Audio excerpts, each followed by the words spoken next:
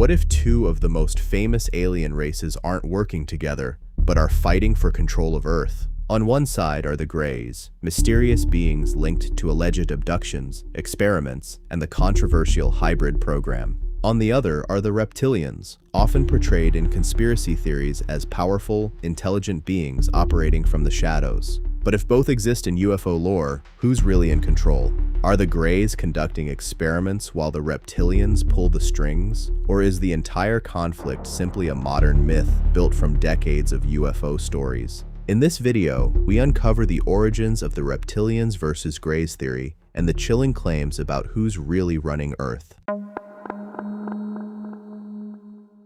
For more than 70 years, a question has circulated at the edges of respectable conversation, dismissed by scientists, mocked by journalists, and yet somehow never fully going away. Is humanity truly in charge of its own planet? Or is there another intelligence hidden behind the machinery of government, finance, and media, quietly steering the species toward an outcome only it understands? Millions of people around the world believe the answer is no. We are not alone at the top of the food chain, and that belief has produced two competing mythologies so detailed, so internally consistent, and so widely repeated that they now function almost like rival religions. One says the true masters of Earth are small, gray-skinned beings with oversized heads and black almond eyes, dispassionate scientists from another world who have been observing and manipulating our species since before recorded history. The other says the real power belongs to something older and colder still, a reptilian bloodline that has worn human skin for thousands of years, breeding itself into the thrones, boardrooms, and presidential palaces of every era. Both theories claim to answer the same unsettling question. Both cannot be true in the form their believers insist upon.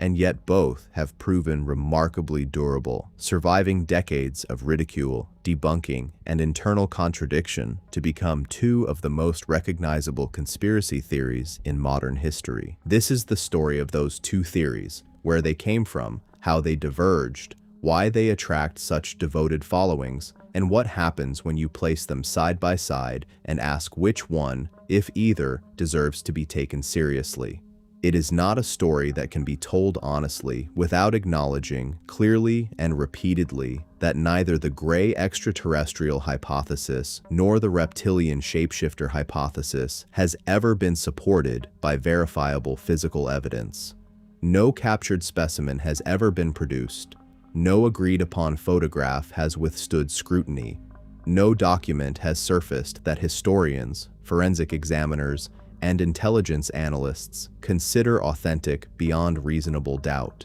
What has survived, generation after generation, is testimony, memory, symbolism, and an enormous self-reinforcing body of folklore that draws as much from ancient mythology and Cold War paranoia as it does from any encounter with the unknown. Understanding that distinction between belief and evidence is not a caveat added to soften the story. It is the story. The real subject of this documentary is not whether reptilians or greys are secretly running the planet. It is why so many people have found that idea more persuasive and in some ways more comforting than the far messier truth that human beings are the ones running things badly on their own. To understand why these two theories exist at all, it helps to look past the flying saucers and abduction reports for a moment and consider something older. Every civilization for which we have written or oral records has told stories about hidden beings who watch humanity from somewhere just out of sight and occasionally intervene in its affairs.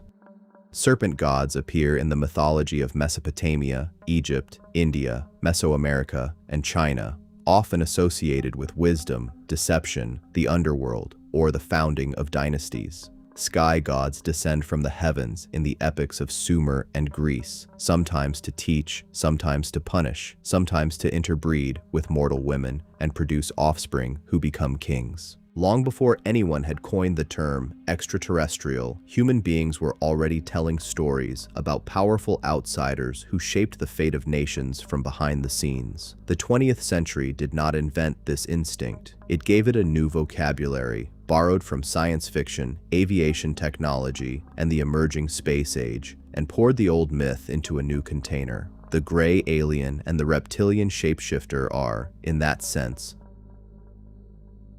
the modern descendants of the Serpent King and the Sky God, updated for an age of radar, television, and eventually the internet. The immediate post-war period supplied the spark that turned old mythology into a specific, dated, documentable conspiracy culture. In the summer of 1947, a rancher in New Mexico discovered debris scattered across his property near the small town of Roswell. The United States Army Air Forces initially issued a press release describing the recovery of a crashed flying disc, a phrase that, once printed, could never fully be taken back. Within a day, the story was revised, the wreckage was reclassified as a weather balloon, and the immediate public interest faded for years. But the initial announcement had already done its work. It planted, in the middle of a country that had just witnessed the atomic bomb reshape the meaning of technological power, the idea that the government might recover something it could not explain and might choose to lie about it rather than admit the limits of its knowledge. That idea, once released into American culture, never went back into the box. Decades later, declassified programs, genuine secrecy around Cold War surveillance balloons, and a series of sensational books would transform the Roswell incident from a forgotten one-day news story into the founding myth of modern UFO conspiracy culture, and eventually into ground zero for the gray alien narrative specifically, once witnesses decades after the fact began describing small humanoid bodies recovered alongside the wreckage. Gray aliens, as a distinct, recognizable figure, did not fully crystallize in the public imagination until 1961, when a New Hampshire couple named Betty and Barney Hill reported a close encounter while driving home from a vacation in Canada.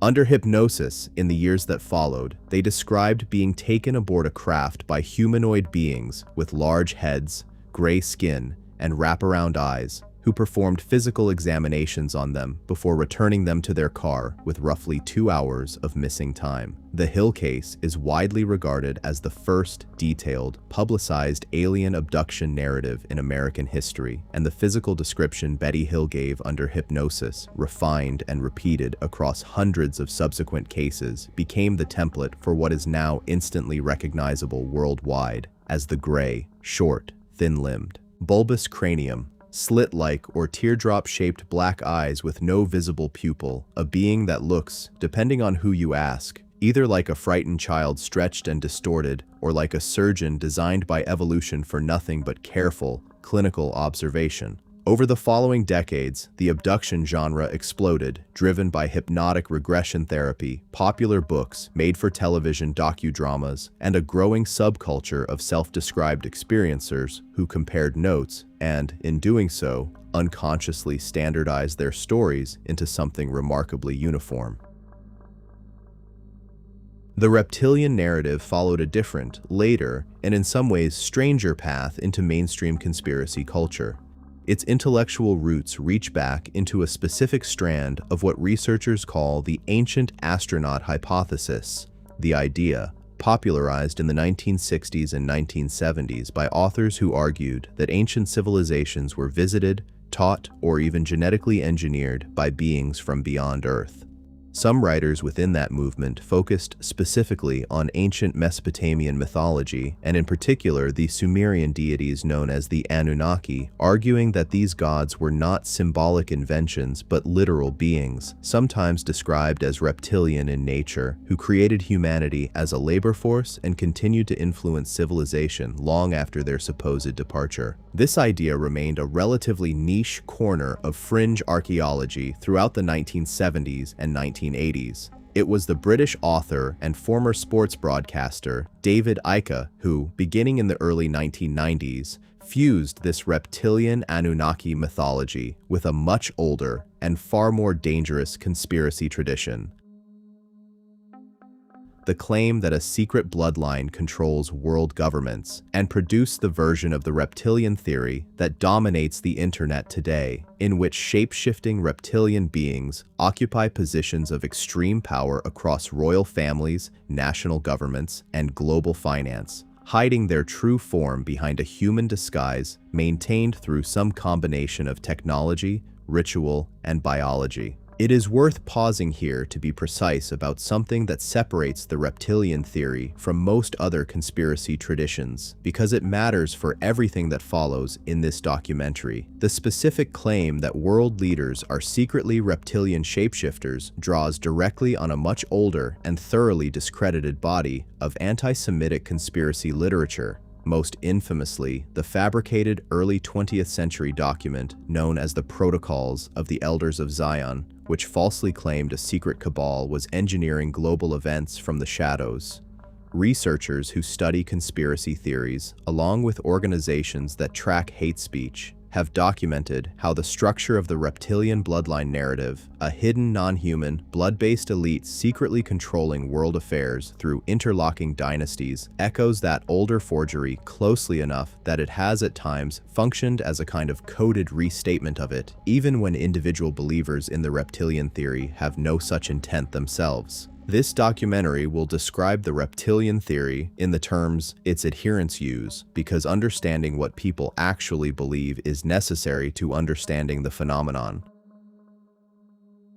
But it will not pretend that theory exists in a historical vacuum, free of the darker conspiracy tradition it grew out of. That context is part of the story, not a footnote to it. With that groundwork laid, the shape of the comparison ahead becomes clearer. The gray alien narrative is fundamentally an extraterrestrial hypothesis. It proposes that beings from another world, or possibly another dimension or time period, depending on which version of the theory you encounter, have been visiting Earth for scientific and possibly genetic purposes, and that governments, beginning most concretely with the United States after 1947, discovered this and built an elaborate, compartmentalized secrecy apparatus to manage public knowledge of it. Its emotional core is the fear of being studied, cataloged, and manipulated by something more advanced than ourselves that does not necessarily wish us harm, but does not necessarily value us as equals either. The reptilian narrative is fundamentally a bloodline hypothesis.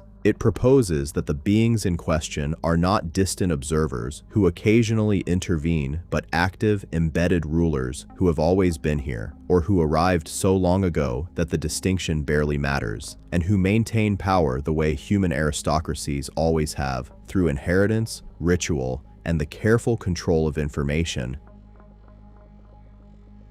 Its emotional core is not the fear of being studied, it is the fear of being ruled by something that has always pretended to be one of us. Over the course of this documentary, both narratives will be traced from their earliest fragments through their most elaborate modern forms. We will examine the physical descriptions given for each type of being and how those descriptions have shifted and hardened over decades of retelling. We will walk through the abduction phenomenon in detail, including how hypnotic regression therapy shaped and arguably manufactured much of what is now treated as first-hand testimony. We will look at the specific claims of underground joint bases, secret space programs, and government cover-up documents that both theories have, at various points, drawn on and disputed. We will examine the psychological and sociological research into why these beliefs form and spread, including pattern recognition, sleep paralysis, and the well-documented human tendency to prefer a frightening but coherent explanation over a confusing and uncertain one. We will look honestly at the debunking of the theory's most famous physical evidence, including the notorious alien autopsy film that fooled television audiences worldwide before being exposed as a hoax. We will trace the cultural impact both theories have had on film, television, and internet culture, and we will directly compare which theory has proven more durable, more widely believed, and more consequential in the real world, and why. What we will not do, at any point in the next 17 parts, is tell you with false confidence that either Greys or Reptilians are secretly running Earth.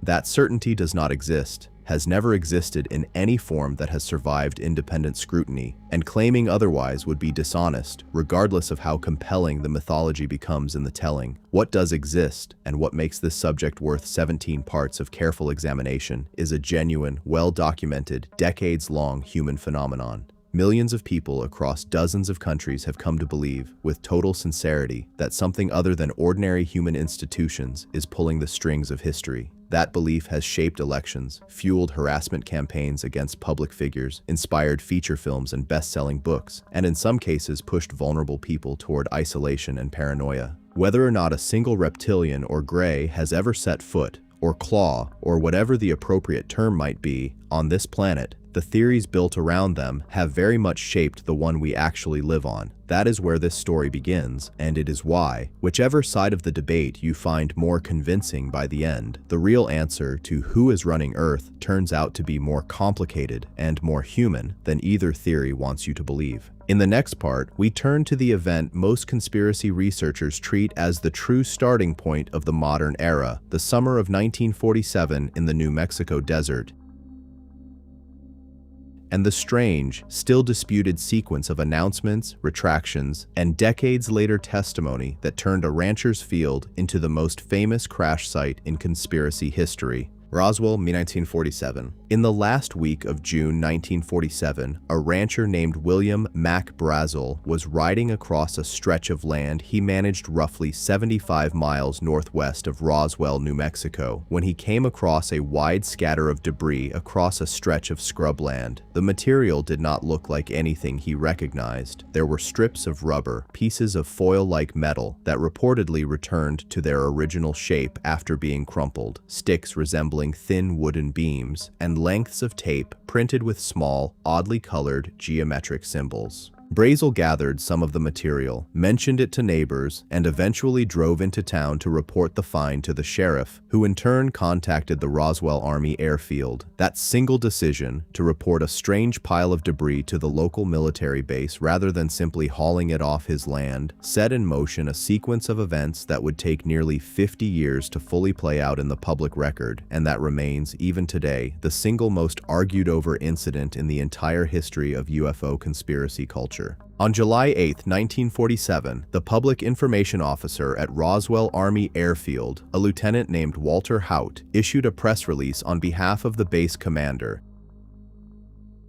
stating that personnel had recovered a crashed flying disc from a ranch in the area. The release was picked up by wire services within hours and ran under headlines across the country, including a banner front page in the Roswell Daily Record itself. For one day, the United States military had officially told the public that it possessed the wreckage of a flying saucer. Then, just as quickly, the story changed. Base officials announced that the debris had been examined at Fort Worth and identified as the remains of a weather balloon and its radar reflector. A much more mundane explanation that was accompanied by press photographs showing officers posing with foil and sticks that looked, to most observers, exactly like a deflated balloon. The retraction ran the next day. The story dropped out of the news cycle almost immediately, and for the better part of 3 decades, Roswell remained a minor, largely forgotten footnote in American aviation history, mentioned occasionally in UFO enthusiast newsletters, but absent from mainstream conversation. What changed in the late 1970s was not new physical evidence. It was memory, and the passage of enough time for a new generation of researchers to start locating and interviewing the people who had been present in 1947. In 1978, a nuclear physicist and UFO researcher named Stanton Friedman tracked down Major Jesse Marcel, the intelligence officer who had originally collected the debris from Brazel's ranch and transported it to Fort Worth.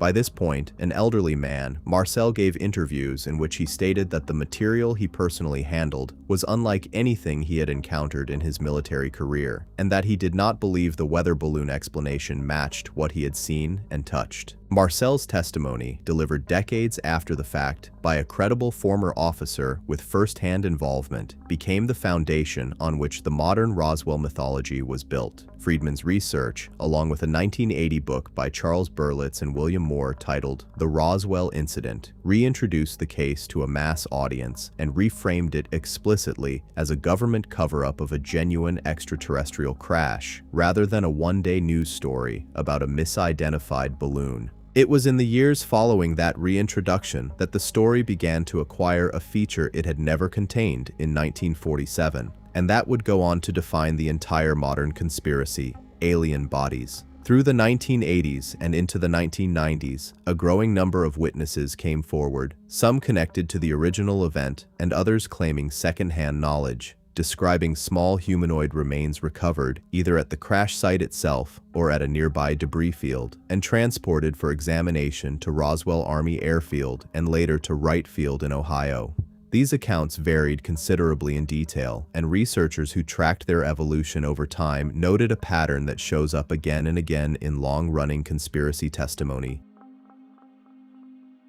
Sometimes called creeping detail or contamination by repetition, early interviews tended to be vague and hedged. Later interviews, often conducted after witnesses had read books, watched documentaries, or spoken with other witnesses and researchers, tended to be far more specific, more vivid, and more consistent with the emerging popular narrative. A pattern that memory researchers say is exactly what you would expect from reconstructed and socially reinforced recollection, rather than untouched first-hand memory preserved intact for 40 years. The single most consequential document connected to the Roswell case, and arguably to the entire government cover-up narrative that eventually surrounds both the Gray and Reptilian theories, surfaced in 1984 when a roll of undeveloped film was reportedly mailed anonymously to a UFO researcher and filmmaker named Jaime Shandera. When developed, the film contained photographs of a document identifying itself as a briefing paper prepared for incoming President Dwight Eisenhower in 1952, describing a top-secret group codenamed Majestic 12, or MJ-12, established by presidential order to manage the recovery and study of extraterrestrial material and,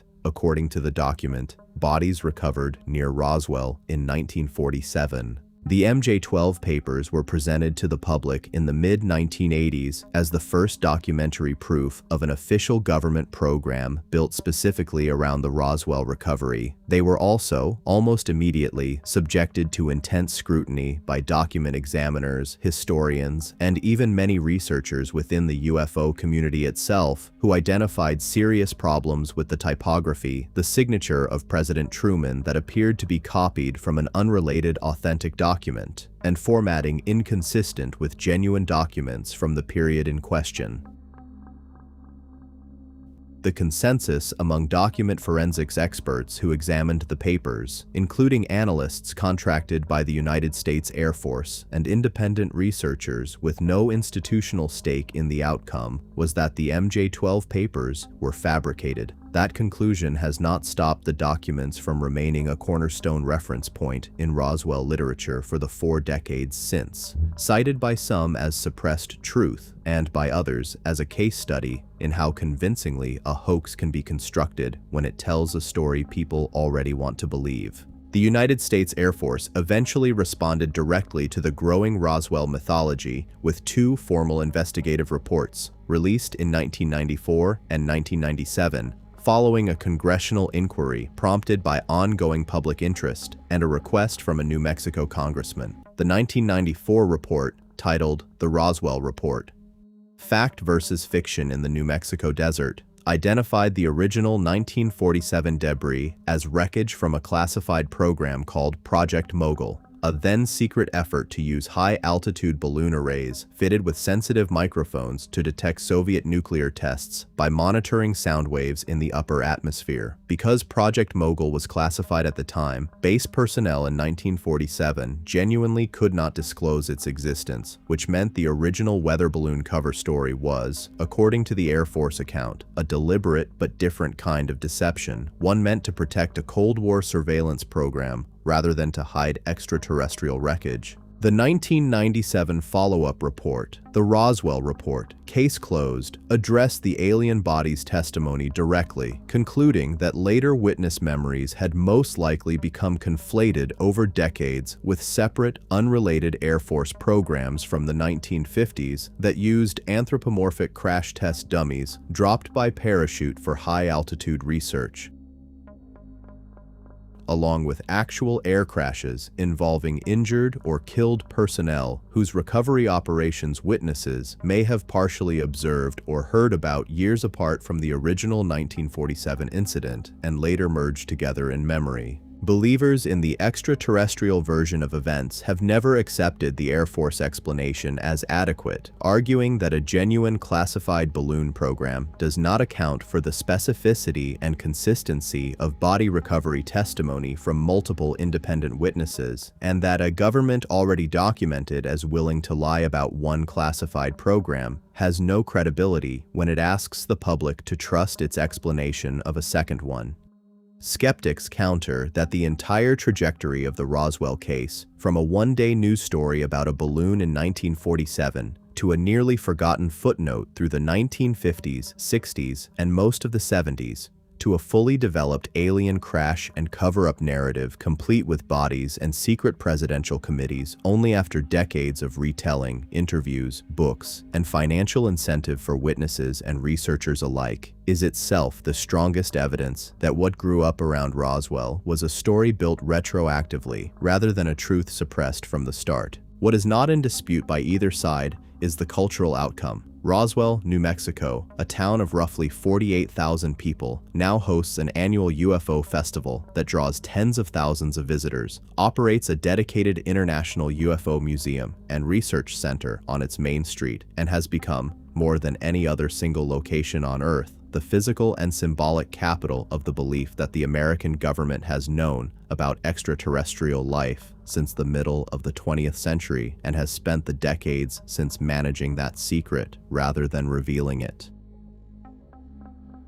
Roswell's lasting significance for the subject of this documentary is not that it settles anything. It settles nothing, and after nearly 80 years of investigation, competing reports, and dueling witness testimony, it likely never will. Its significance is that it established, in the American public imagination, the entire narrative architecture that every subsequent gray alien story would be built on top of. A real crash or encounter, an initial official statement that gets walked back, decades of fragmentary testimony that grows more specific and more elaborate over time, and a permanent, unresolved suspicion that the true story is being managed rather than told. That architecture, official denial, layered over persistent belief, would repeat itself again and again across the following decades of UFO history. But before it could fully mature into the elaborate mythology of underground bases, secret space programs, and hybrid breeding experiments that later chapters of this documentary will examine, it needed a second ingredient that Roswell alone never quite supplied: a detailed, personal, first-person account of what the beings themselves actually looked like, how they behaved, and what they wanted from the humans they encountered. That account arrived 14 years after Roswell on a dark New Hampshire highway in the form of 2 hours that a married couple could not initially remember at all. Betty and Barney Hill and the birth of the modern abduction narrative. On the night of September 19, 1961, Betty and Barney Hill were driving home to Portsmouth, New Hampshire after a vacation in Canada, taking a route through the White Mountains along a quiet stretch of Route 3. Betty worked as a social worker for the state welfare department, and Barney worked nights sorting mail for the postal service. Both were active in their local NAACP chapter, a detail that mattered in the context of an interracial marriage in early 1960s New England.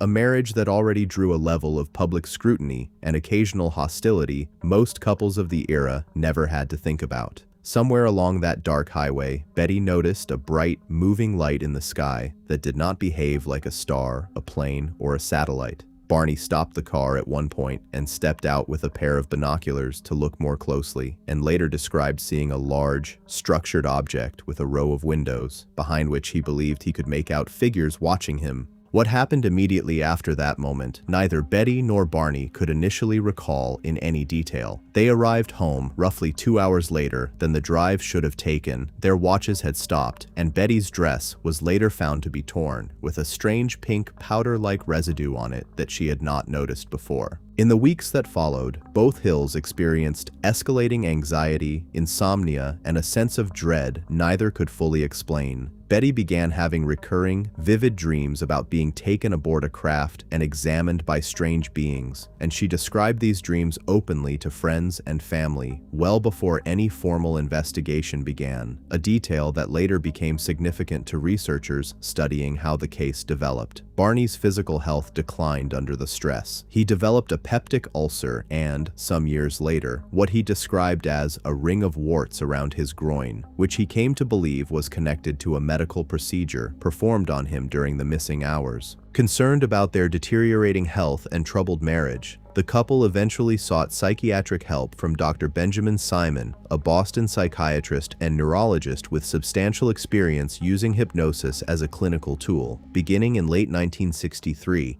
and continuing through 1964. Simon conducted separate hypnotic sessions with Betty and Barney,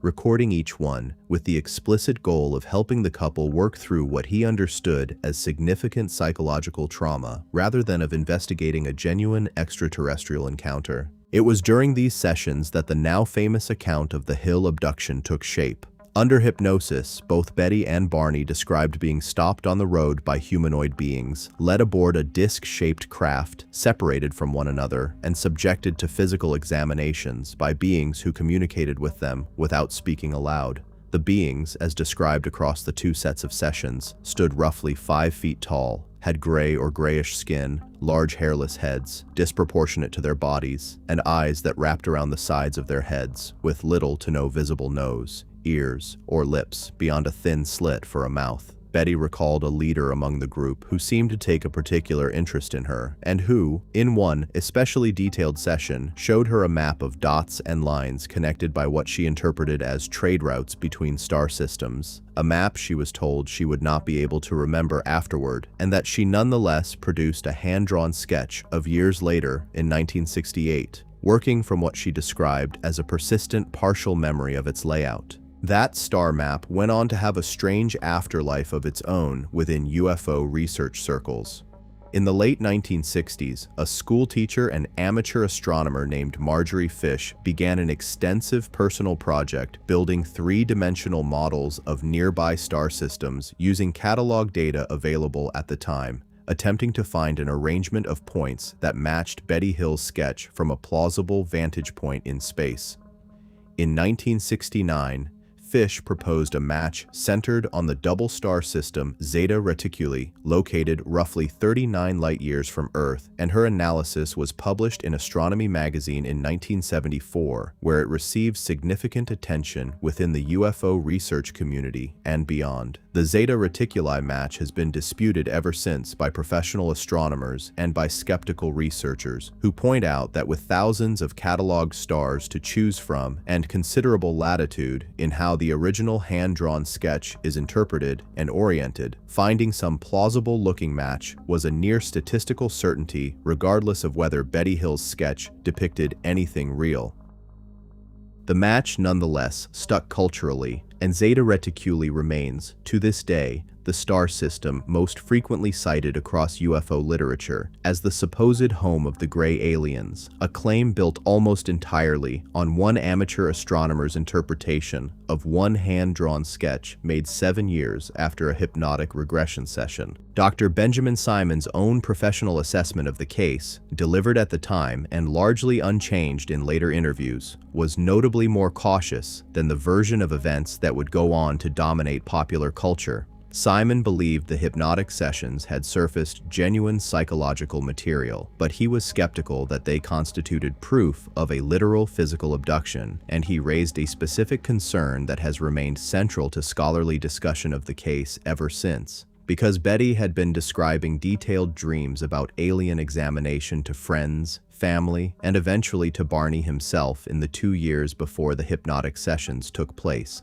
it was plausible that Barney's own hypnotic account, produced later and after exposure to Betty's dream narrative, had been shaped by hers rather than arising as an independent memory of the same event. This concern connects directly to a substantial body of later psychological research into hypnosis and memory, most prominently associated with researchers such as Elizabeth Loftus, which has repeatedly demonstrated that hypnotic regression tends to increase a subject's confidence in a recovered memory without increasing its actual accuracy, and that leading questions asked during hypnosis, even unintentionally leading ones, can implant detailed false memories that feel entirely genuine to the person recalling them. None of this proves the Hill's account was fabricated or false in a conscious sense. It does mean that the specific investigative method used to produce the account, hypnotic regression, conducted by a sympathetic investigator over repeated sessions, is one that the scientific literature considers unreliable for establishing historical fact, a caveat that applies not only to the Hill case, but to nearly every major abduction account that followed its example over the following 6 decades. The Hill case reached a mass audience in 1966 with the publication of journalist John G. Fuller's book, The Interrupted Journey, which presented the couple's hypnotic sessions in dramatic narrative form and became a national bestseller, introducing millions of readers to the idea of alien abduction as a specific, personal, medically detailed experience rather than a vague report of lights in the sky.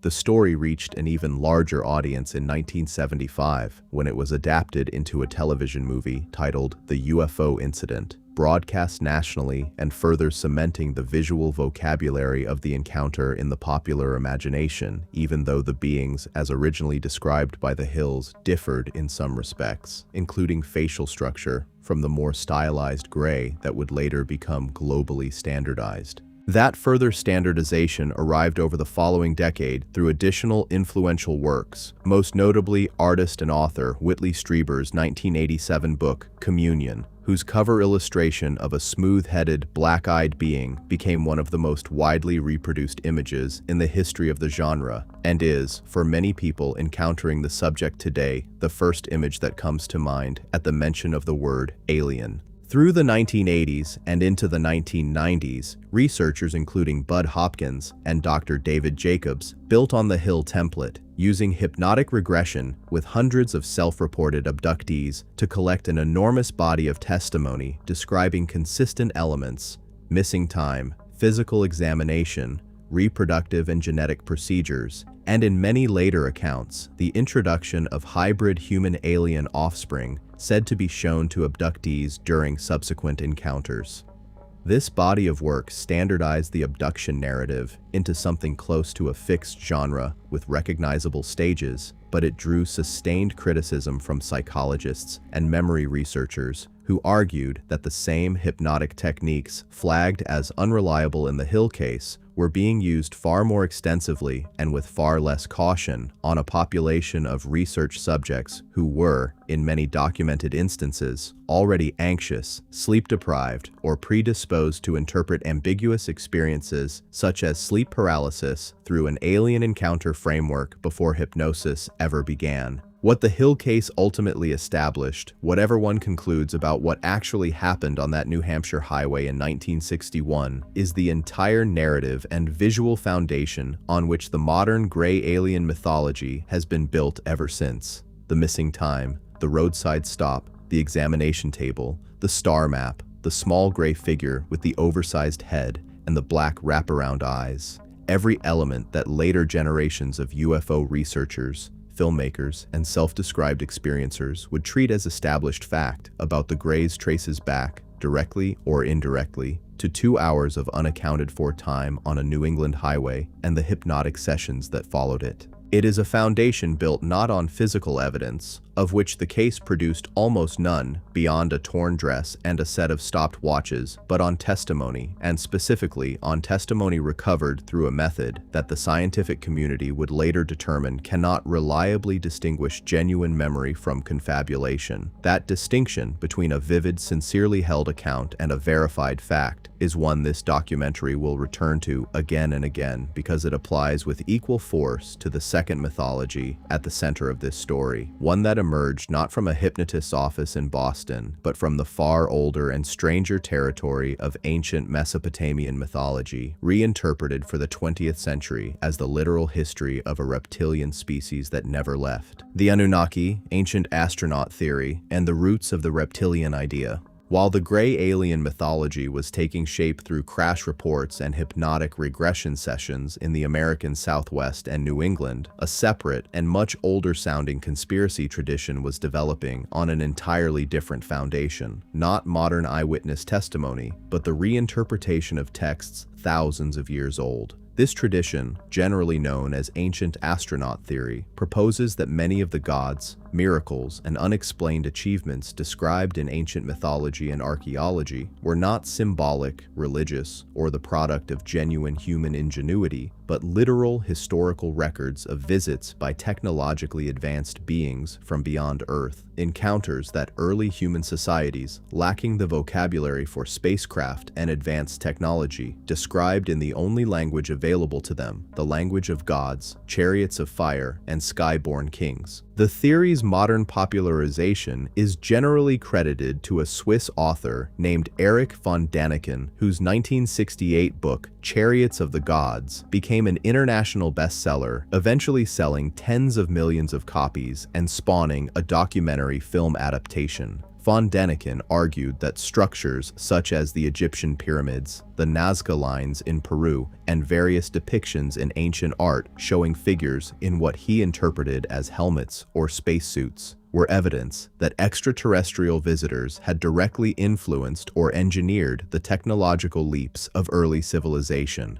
Professional archaeologists and historians responded to von Däniken's claims with near-universal rejection, pointing out that the engineering techniques behind monuments like the pyramids are well documented through surviving construction ramps, worker housing, quarry marks, and contemporary administrative records, and that interpreting stylized religious or ceremonial imagery as literal spacesuits requires ignoring the specific artistic and religious conventions of the cultures that produced it. Despite this consistent scholarly rejection, ancient astronaut theory did not fade. It grew into a durable and commercially successful genre of its own, one that would eventually supply the specific mythological raw material the reptilian conspiracy theory needed. The writer most responsible for that specific contribution was Zechariah Sitchin, a Russian-born, Israel-educated author who worked for years as an economics journalist before turning to a self-directed study of Sumerian and Akkadian cuneiform texts, the written language of ancient Mesopotamia, in his 1976 book, The 12th Planet, the first installment of a lengthy series he called The Earth Chronicles. Sitchin argued that the Anunnaki, a group of deities described extensively in Sumerian mythology, were not symbolic representations of natural or cosmic forces, as mainstream Assyriology understands them, but a literal extraterrestrial species from a planet Sitchin called Nibiru, which he claimed followed an extreme elliptical orbit, bringing it into the inner solar system roughly once every 3,600 years. According to Sitchin's reconstruction, the Anunnaki traveled to Earth several 100,000 years ago to mine gold, needed for reasons connected to their home planet's atmosphere, found the labor unsustainable using their own workforce, and genetically engineered a new laboring species by combining their own DNA with that of an existing hominid on Earth, producing what would become Homo sapiens, specifically to serve as a slave workforce. This narrative, presented across nearly a dozen books over the following 3 decades, became one of the single most influential texts in modern conspiracy culture, despite being rejected almost unanimously by professional Sumerologists and Assyriologists, who identify serious and consistent problems with Sitchin's translations. Scholars in the field have pointed out that the Sumerian term Anunnaki is now well understood, based on a large corpus of translated texts unavailable in earlier scholarship, to mean something closer to those of royal or princely blood, functioning as a general title for the ruling pantheon of gods within Sumerian religion, not as the proper name of a distinct visiting species, and that Sitchin's astronomical claims about an undiscovered planet on a multi-thousand-year orbit are not supported by any observational evidence and are considered inconsistent with the basic orbital mechanics that would be required required for such a body to exist stably within the solar system without disrupting the orbits of the known planets, a point repeatedly addressed by professional astronomers whenever the related Nibiru doomsday claims resurface in popular culture. Those doomsday claims took on a life independent of Sitchin's own work beginning in 1995, when a self-described contactee named Nancy Leader launched a website called Zeta Talk, claiming she was channeling warnings from extraterrestrials about an imminent Nibiru collision with Earth, a claim later recycled and attached to the unrelated 2012 Mayan calendar phenomenon, and repeatedly and explicitly debunked by NASA and professional astronomers who have confirmed no such undiscovered planet exists on a collision trajectory with Earth. Sitchin's own writing did not consistently describe the Anunnaki as reptilian in physical appearance, but the specific fusion of his Mesopotamian framework with reptilian imagery arrived through a smaller number of writers working in the years just before and alongside him, most notably R.A. Boole, whose 1990 book Flying Serpents and Dragons argued explicitly that the Anunnaki described across Sumerian, Babylonian, and Akkadian sources were a reptilian species, and that this same species appears thinly disguised behind local mythology across nearly every ancient culture on Earth in the form of serpent and dragon deities. This claim rests on a genuinely striking and easily verifiable fact. Serpent and dragon imagery associated with divine power, wisdom, creation, and kingship does appear with remarkable frequency across cultures that had no direct contact with one another. The feathered serpent god, Quetzalcoatl, known to the Maya as Kukulkan, held a central place in Mesoamerican religion and statecraft for well over 1,000 years. The Naga, serpent beings associated with water, fertility, and protection, appear throughout Hindu and Buddhist mythology across South and Southeast Asia. Egyptian religion featured both the protective cobra goddess Wadjet and the chaos serpent Apep, locked in eternal conflict with the sun god Ra.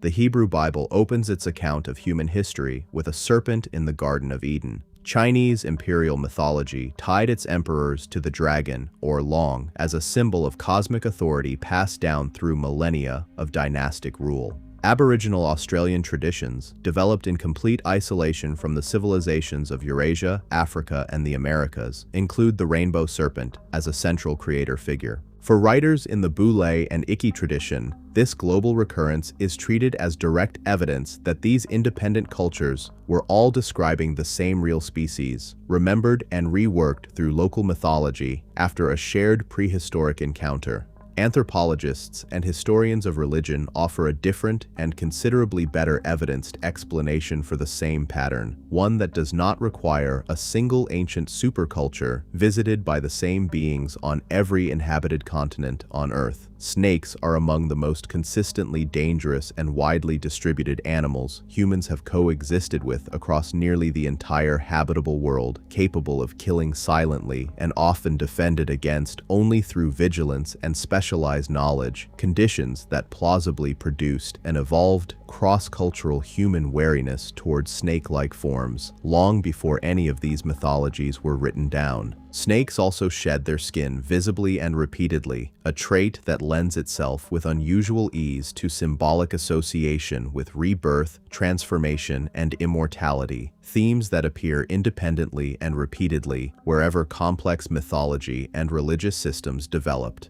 Comparative mythologists generally regard the global prevalence of serpent and dragon symbolism as a textbook case of convergent cultural evolution, a shared response to a shared environmental and psychological pressure, rather than a shared historical memory of one literal species, in the same way that flood myths appear across widely separated cultures without requiring a single global flood to explain their existence. None of this scholarly consensus meaningfully slowed the spread of the reptilian Anunnaki narrative through the 1990s and into the internet era. If anything, the theory found a far larger audience once it moved beyond the relatively narrow readership of independent authors like Sitchin and Boule and into mainstream broadcast media. most significantly through the History Channel's long-running series Ancient Aliens, which premiered in 2009 and presented ancient astronaut theory, including Sitchin's Anunnaki framework, in polished documentary form to a weekly television audience numbering in the millions, turning contributors such as Giorgio Tsoukalos into recognizable cultural figures and cementing ancient astronaut theory as one of the most commercially durable strands of alternative history programming of the following decade, a development this documentary will return to when it examines the broader cultural machinery that has kept both the gray and reptilian mythologies alive. What ancient astronaut theory ultimately supplied to the reptilian conspiracy tradition was not a body of hypnotic testimony, as the gray narrative had, but something arguably more powerful for building a durable belief system, a sense of deep historical continuity, a way of arguing that the reptilian presence on Earth was not a recent phenomenon connected to 20th century aviation and Cold War secrecy, but an ancient foundational fact of human civilization stretching back to its earliest recorded myths. That framework, a reptilian species present since the dawn of recorded history, quietly steering the development of human religion, kingship, and civilization from behind a curtain of mythology, was almost fully assembled by the time a British former sports broadcaster named David Icke encountered it in the early 1990s. What Icke would do with that framework over the following years, fusing it with a much older and more dangerous conspiracy tradition about secret ruling bloodlines, is where the modern reptilian theory, in the specific form that dominates the internet today, truly begins. David Icke and the 1990s fusion of bloodline conspiracy with reptilian mythology. Before he became the single most influential figure in reptilian conspiracy culture, David Icke had a public career that gave no obvious hint of what was coming. Born in Leicester, England in 1952, Icke played professional football as a goalkeeper in his youth before a career-ending case of rheumatoid arthritis pushed him into sports journalism and broadcasting, where he became a familiar face across the United Kingdom as a presenter for the BBC's national sports coverage through the 1980s. In the later part of that decade, Icke became a spokesperson for the UK Green Party, a role that placed him, briefly, within mainstream British political and environmental discourse. That mainstream chapter of his career ended abruptly in 1991 when Icke appeared on a widely watched BBC television program hosted by Terry Wogan and announced in front of a national audience that he considered himself a channel for divine communication and had been guided to deliver warnings about coming global catastrophe.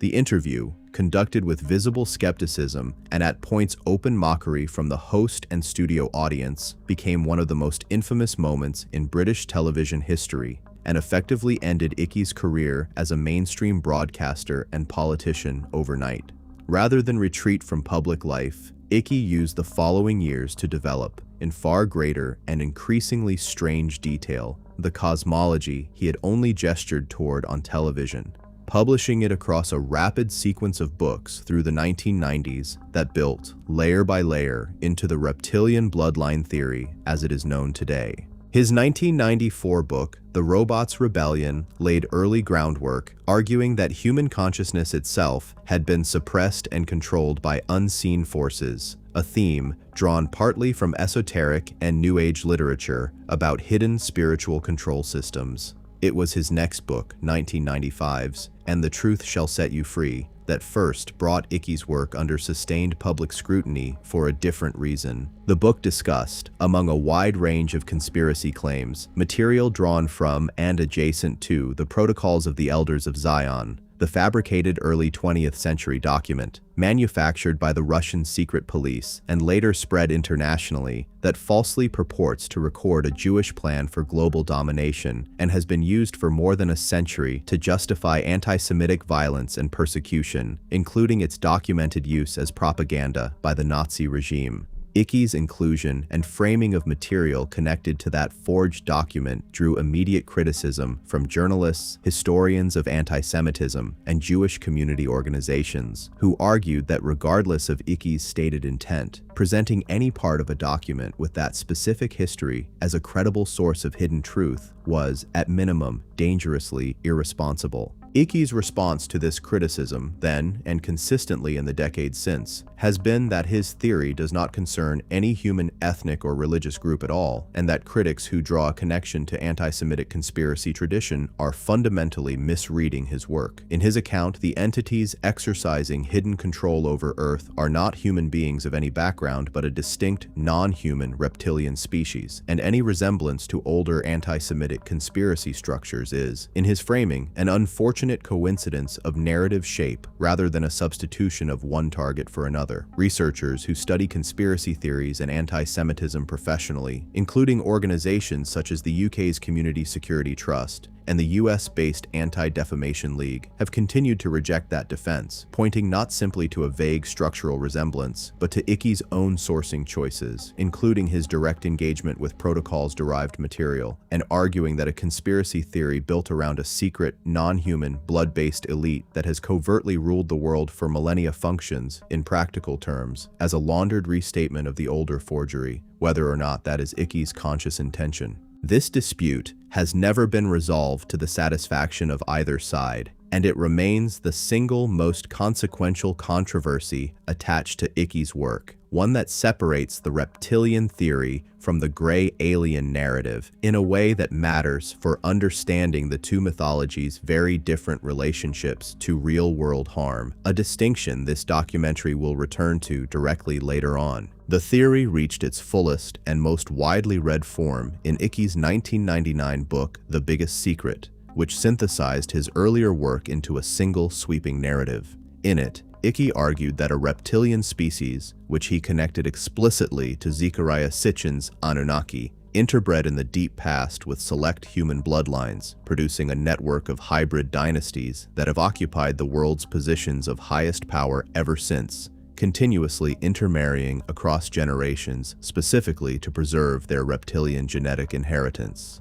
Icky gave this network the name the Babylonian Brotherhood, and argued its influence extended across royal families, national governments, and global financial institutions, with membership determined not by ideology or nationality, but by descent from the original hybrid bloodlines. According to the theory, these hybrids can and do present as ordinary humans for virtually all practical purposes, but are capable, under specific conditions Icky associated with stress, ritual, or ingestion of human blood, of shifting into a visibly reptilian form, a claim that positioned Icky's theory as something considerably more literal and more alarming than a metaphor about entrenched power, and that named specific, real, living public figures, ranging from serving heads of state to members of the British royal family, as individuals Icky identified as belonging to this reptilian bloodline network. Two additional sources fed directly into this framework as Icky developed it through the mid-1990s. The first was a series of interviews Icky conducted with Credo Mutwa, a respected Zulu Sangoma, or traditional healer and storyteller from South Africa, who described figures from Zulu oral tradition called the Chitauri, sometimes translated roughly as princes who came from the sky, in terms that Icky interpreted as independent, non-Western corroboration of his reptilian framework.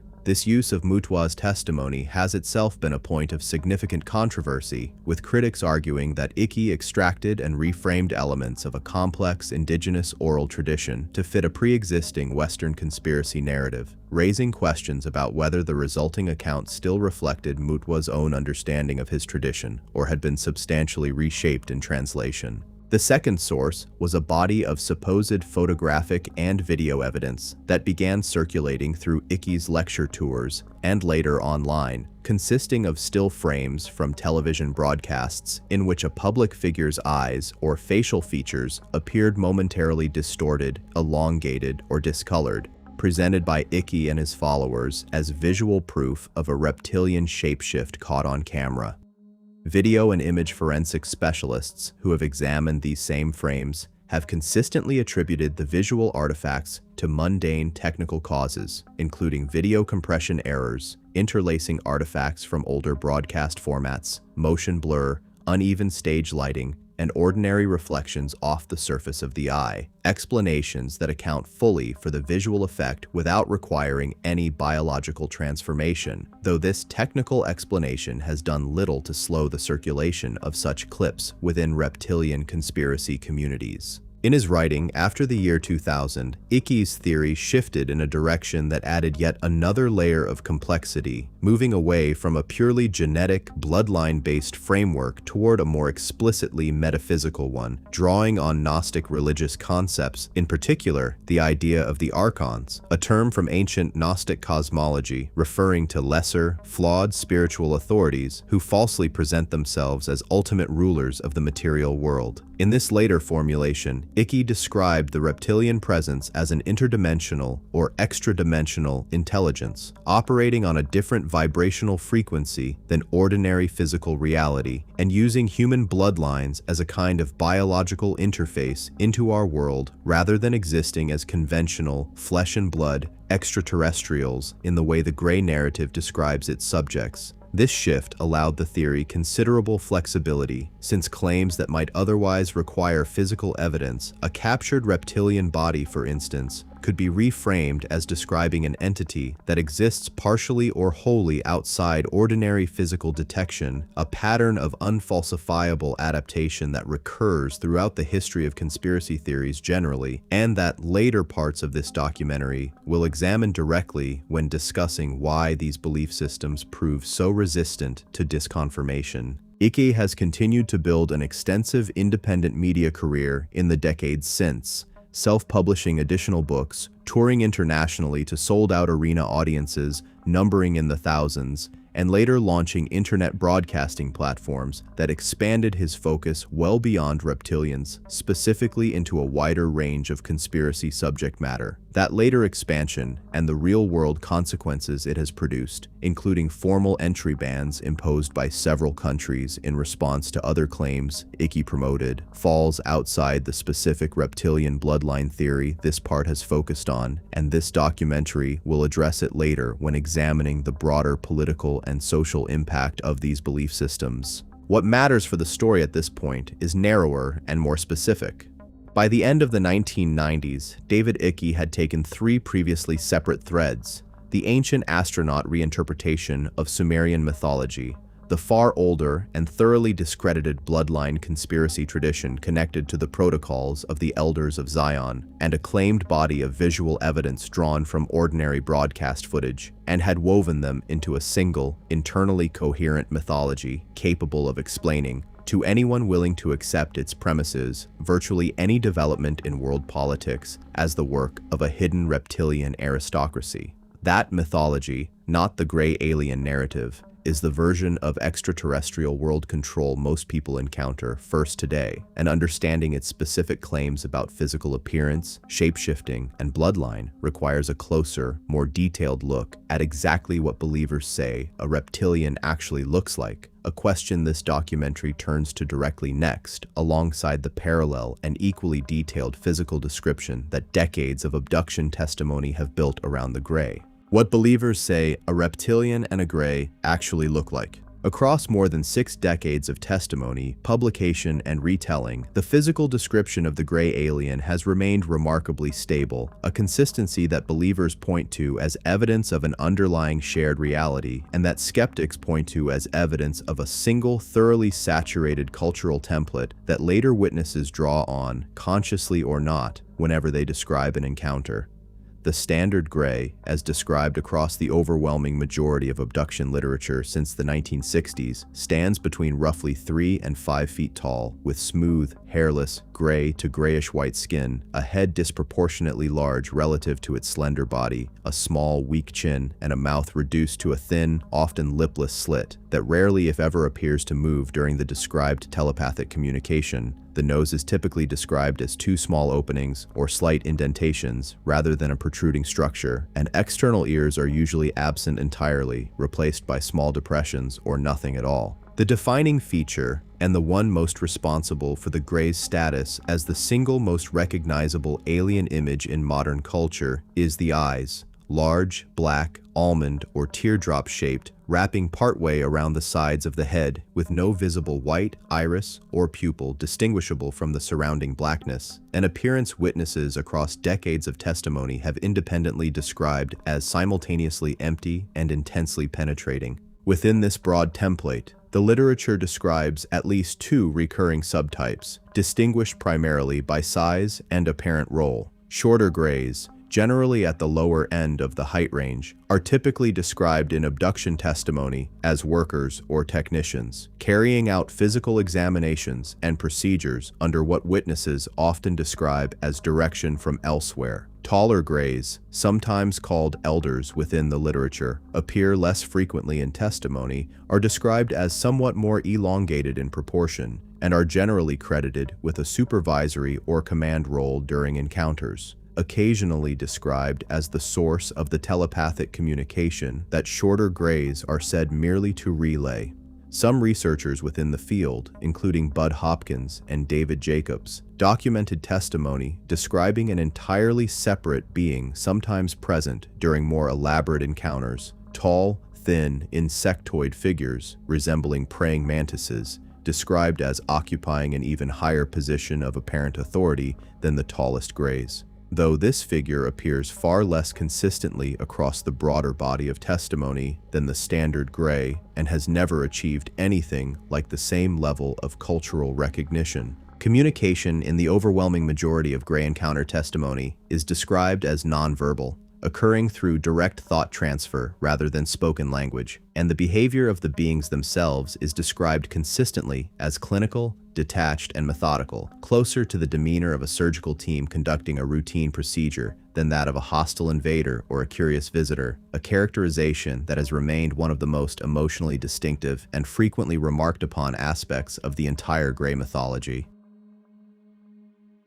Reptilian descriptions, by contrast, show considerably more variation from source to source, a difference that reflects the theory's much more patchwork origin across ancient mythology, indigenous oral tradition as reinterpreted by outside authors, and later first-hand claims of direct encounter or infiltration. The most commonly repeated baseline description depicts a bipedal, broadly humanoid figure covered in reptilian scaled skin, typically rendered in shades of green, olive, or gray-brown, standing anywhere from roughly human height up to reported figures well over 7 feet tall, depending on the specific subtype and source. Common facial features across the literature include a pronounced, heavy brow ridge, a flattened or reduced nose, and eyes most often described as yellow, amber, or red, with a vertical, slit-shaped pupil resembling that of a cat or snake rather than the round pupil of a human eye, a detail frequently cited by believers as one of the few physical traits a shape-shifted human disguise supposedly fails to fully conceal, and one that recurs in numerous claimed sightings of momentary slipped reptilian eyes appearing in otherwise ordinary human faces.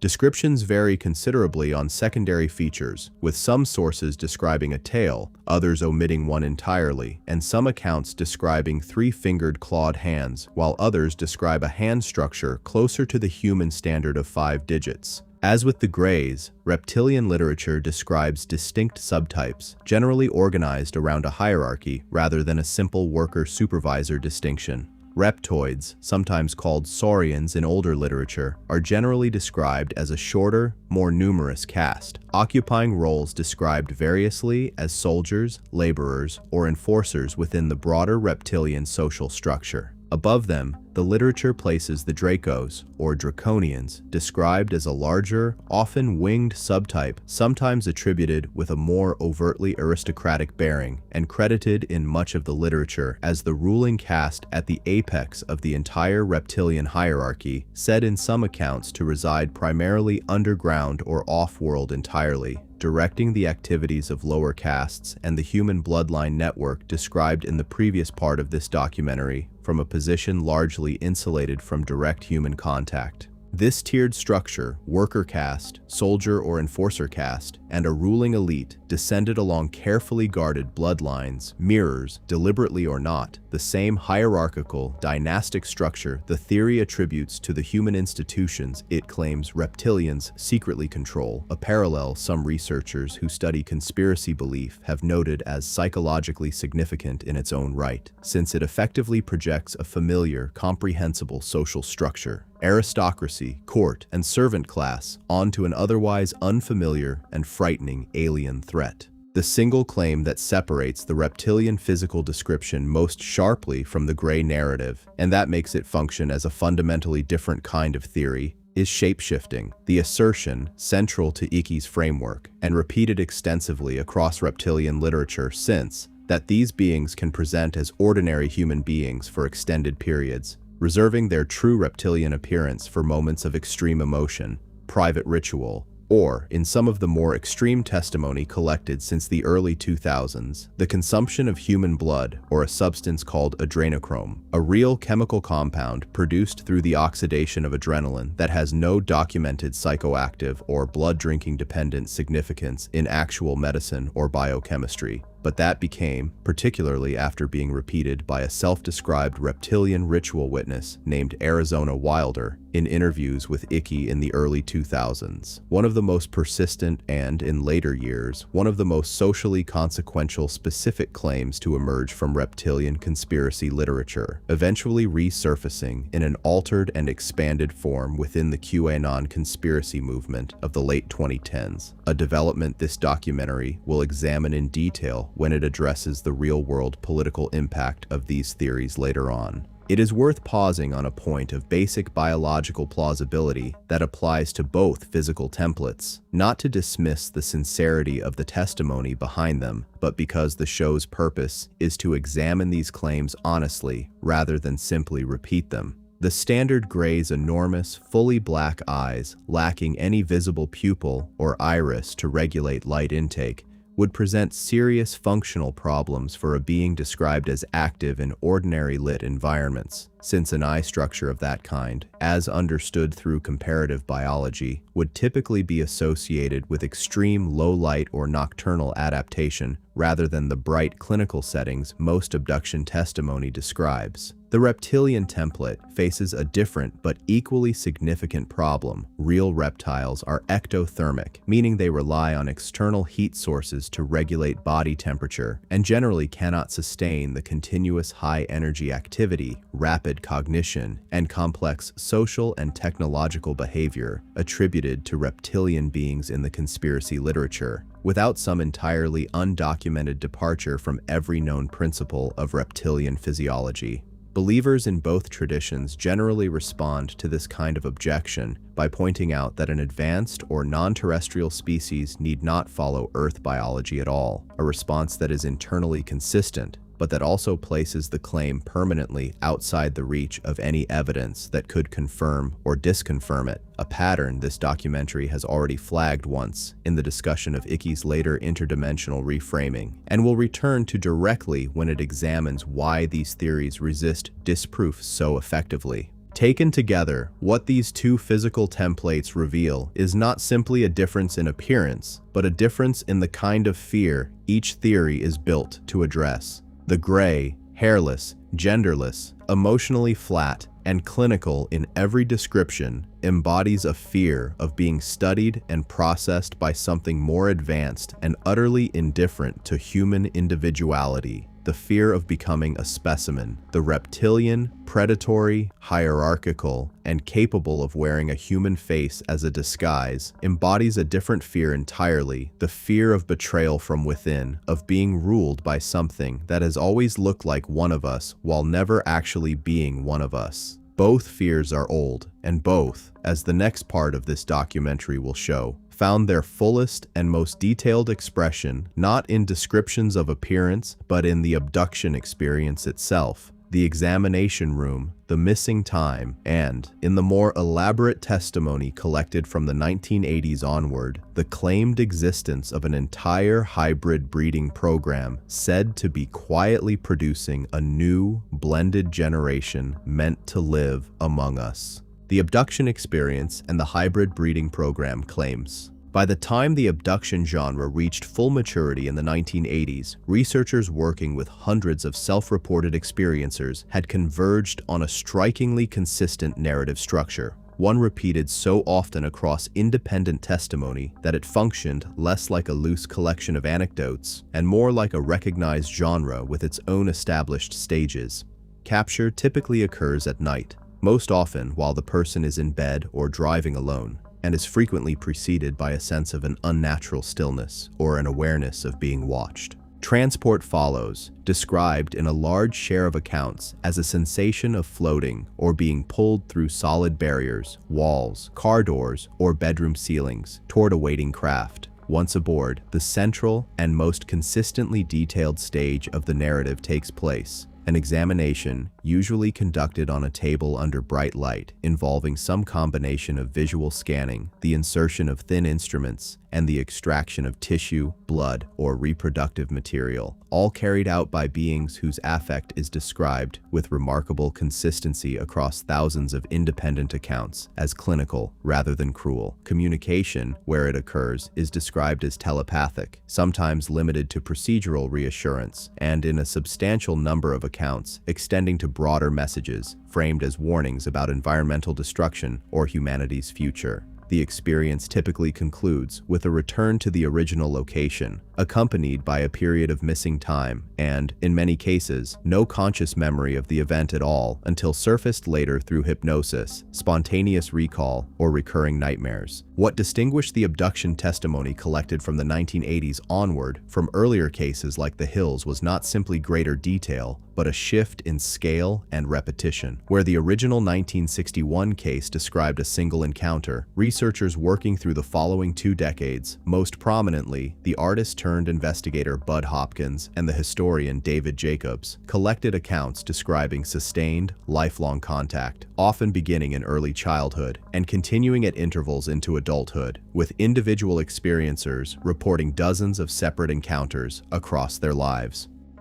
Within this expanded, repeated contact framework, a specific and increasingly elaborate claim emerged and came to dominate the genre through the 1990s. The assertion that the true purpose behind the encounters was not simple observation, but a coordinated, multi-generational genetic engineering program aimed at producing a viable population of human gray hybrids. Female abductees in this body of testimony frequently reported the harvesting of ova, sometimes described using imagery closely resembling in vitro fertilization procedures, unfamiliar to most patients at the time. Such accounts began circulating. Male abductees reported the collection of sperm samples through methods described as painless but involuntary. In later stages of the claimed program, both men and women reported being shown, and in many accounts asked to hold, touch, or emotionally bond with infant or small child hybrid beings, described as possessing a blend of human and gray features, larger and less uniformly gray-skinned than a standard gray, but retaining the characteristic large eyes and slight cranial enlargement.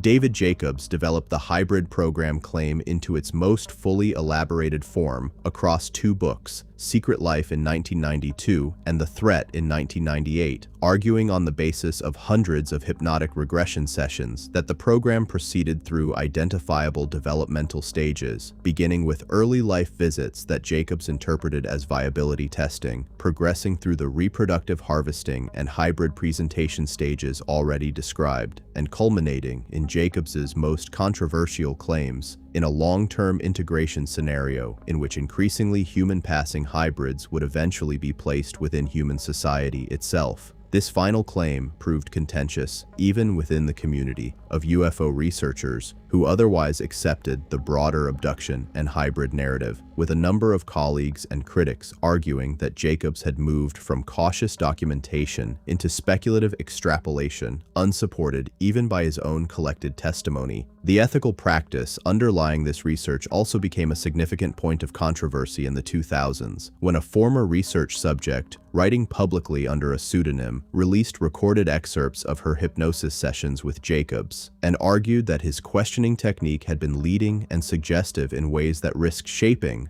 rather than simply recovering, the memories being described, a dispute that was never fully resolved, but that added substantial weight to the broader scientific concern already established through the Hill case decades earlier, that hypnotic regression is not a reliable tool for separating genuine memory from unintentionally constructed narrative. That broader scientific concern connects directly to one of the most well-supported alternative explanations available for a significant portion of spontaneously reported non-hypnosis abduction experiences, particularly those beginning in bed at night without any preceding conscious memory: sleep paralysis.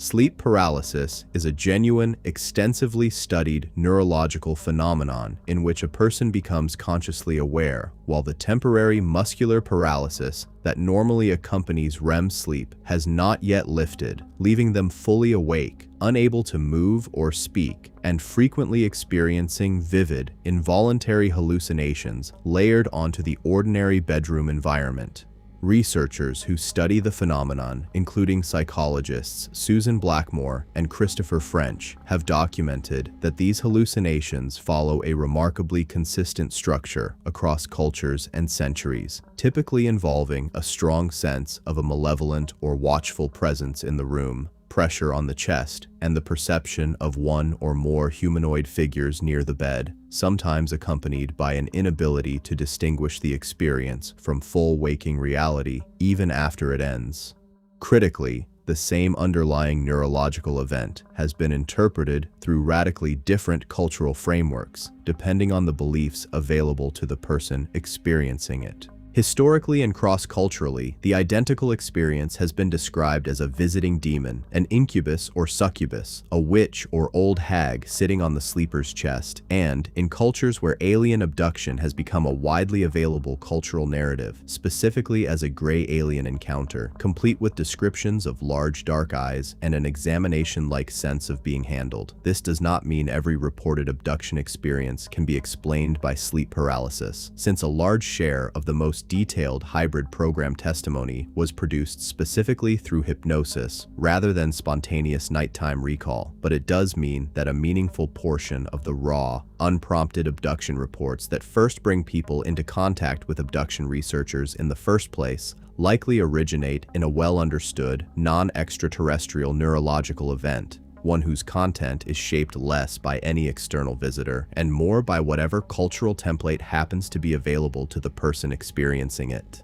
The reptilian tradition's version of a breeding program claim looks, on close comparison, structurally quite different from the gray hybrid narrative, a distinction worth making explicit because it reflects the deeper difference in what each theory is fundamentally about. The gray hybrid program, as described across Hopkins's and Jacobs's collected testimony, is presented as broad and largely indiscriminate, reaching into ordinary households across the general population, seemingly without regard for wealth, status, or lineage, consistent with the gray narrative's overall framing as an external scientific project being conducted on humanity as a whole. The reptilian breeding claim, by contrast, as laid out primarily through Ickey's work and extended by later claimed witnesses such as Arizona Wilder, describes something closed and dynastic rather than broad and population-wide. A carefully guarded practice of selective intermarriage confined to an existing ruling elite,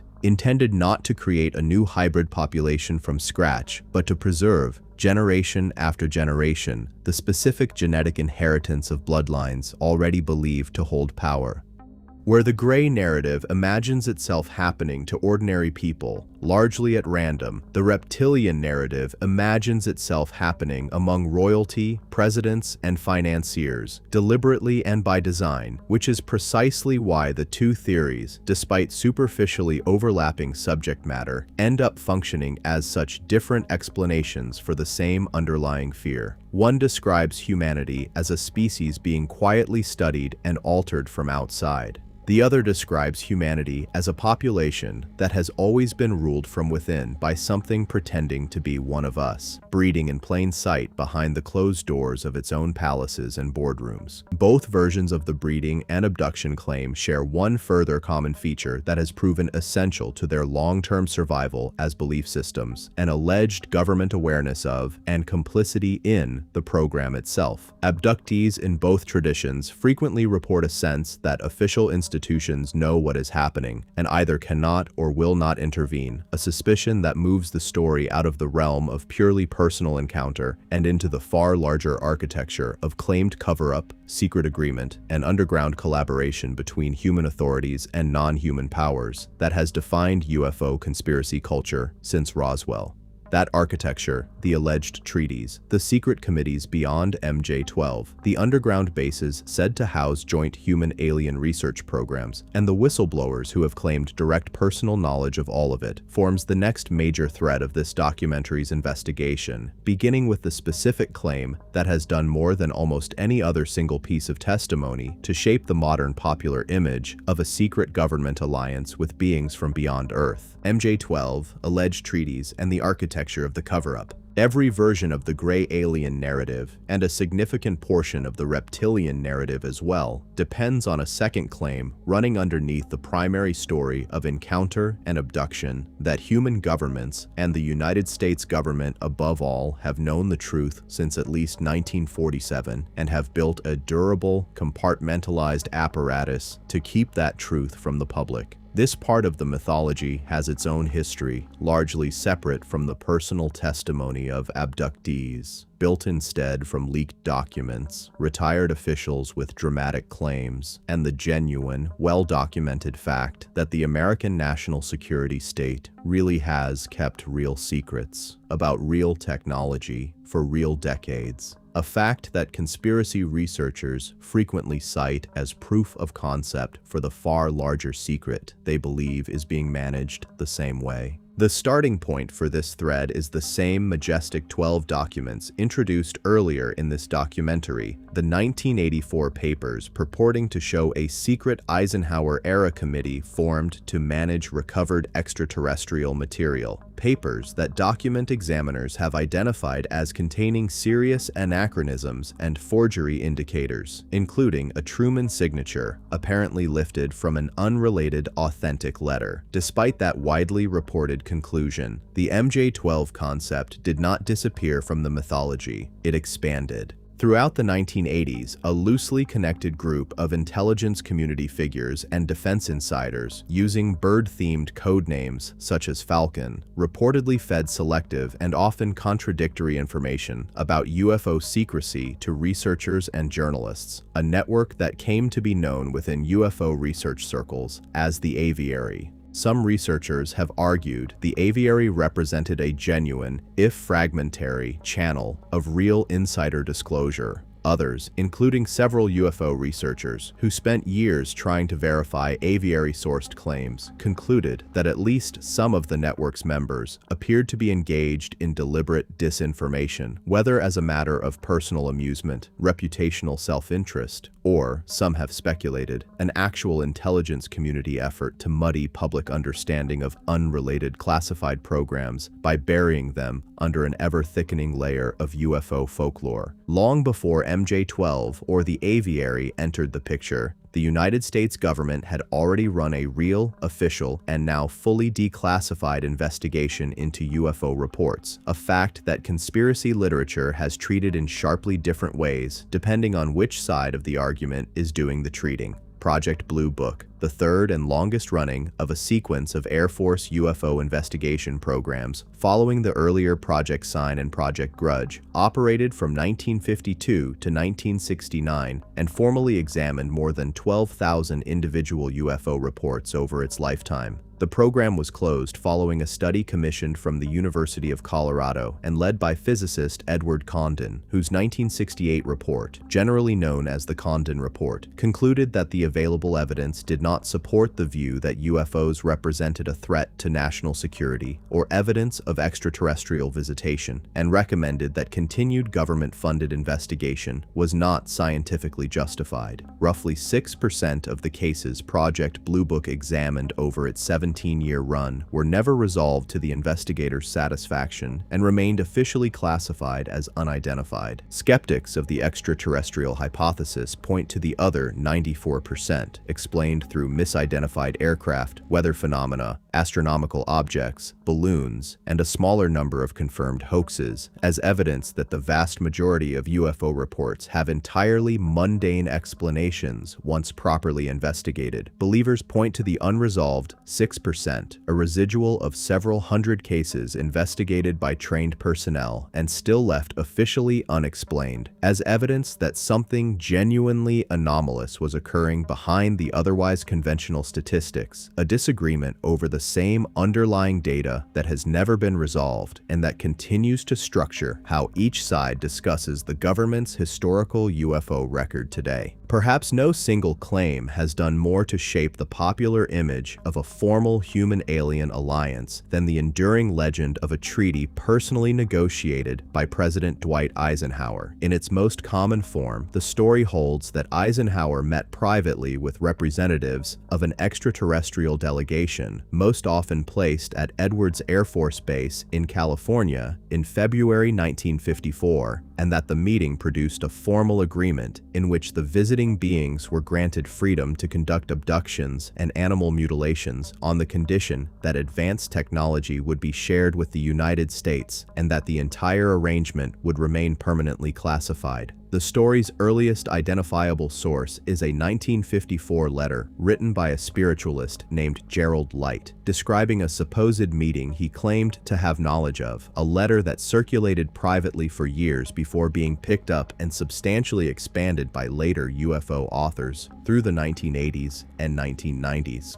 Historians who have examined Eisenhower's actual, extensively documented presidential daily schedule for the relevant period have found no unaccounted gap consistent with a secret off-the-record excursion of the kind the story requires, and no corroborating account has ever surfaced from anyone with verified access to Eisenhower's actual movements during the period in question. The story nonetheless remains one of the most frequently repeated foundational claims in modern UFO conspiracy culture, in large part because it offers something the Roswell crash story alone does not merely a discovery, but a deliberate, ongoing, negotiated arrangement between human authority and non-human power, a much more direct and dramatic account of collusion than an unexplained crash and cover-up on its own can provide. The decades since have produced a series of individual whistleblower figures whose claims, while never independently verified to the satisfaction of mainstream investigators, have become foundational texts within the broader cover-up mythology.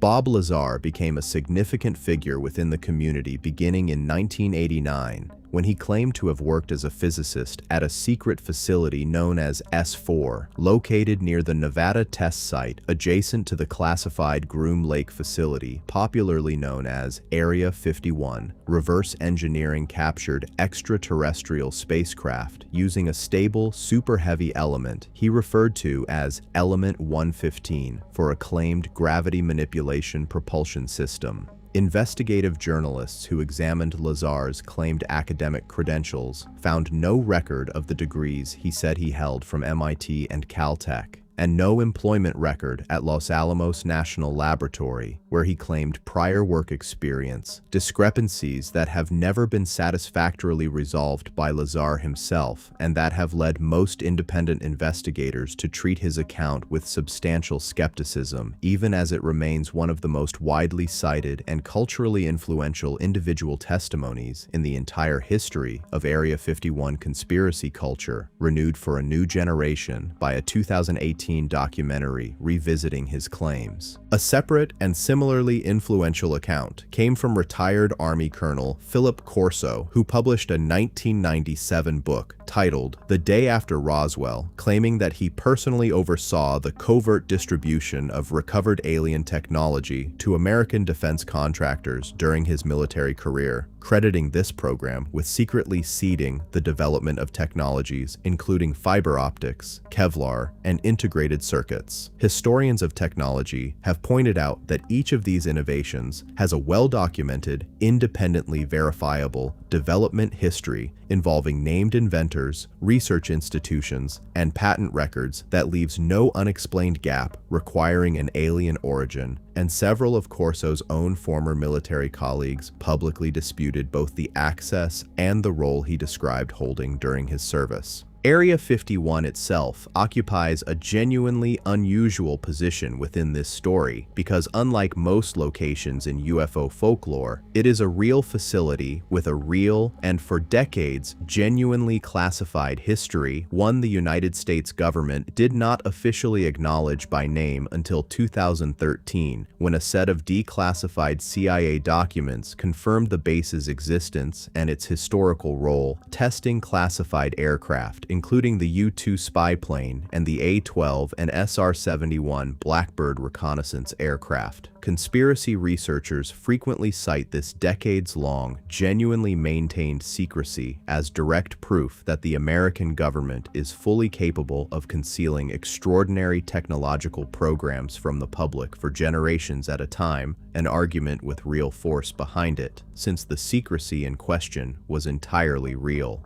The declassified history, however, also tells a more specific and more mundane story than the conspiracy version suggests. The technology being concealed at Area 51 across its documented history was advanced human aircraft engineering, developed by identifiable American aerospace companies and engineers, not recovered non-human material, a distinction that matters even as it does nothing to fully settle the broader argument, since the base's confirmed secrecy leaves open, without resolving, the separate question of what else, if anything, may have been kept compartmentalized under the same need-to-know classification structure that genuinely governed the base's real programs. This entire cover-up architecture took on a new and considerably more mainstream form beginning in December 2017, when reporting in major American newspapers revealed the existence of a Pentagon-funded initiative called the Advanced Aerospace Threat Identification Program, accompanied by the public release of official military footage showing unexplained aerial encounters recorded by Navy pilots. That disclosure led to a 2021 assessment from the Office of the Director of National Intelligence, subsequent congressional hearings, and, in 2023, public testimony from a former intelligence officer named David Grush alleging the existence of a long-running program involving recovered non-human craft and what he described as biological material. It is important, in the specific context of this documentary, to keep this modern disclosure movement analytically separate from the icky bloodline theory and the Hopkins-Jacobs hybrid program narrative it is often casually lumped together with online.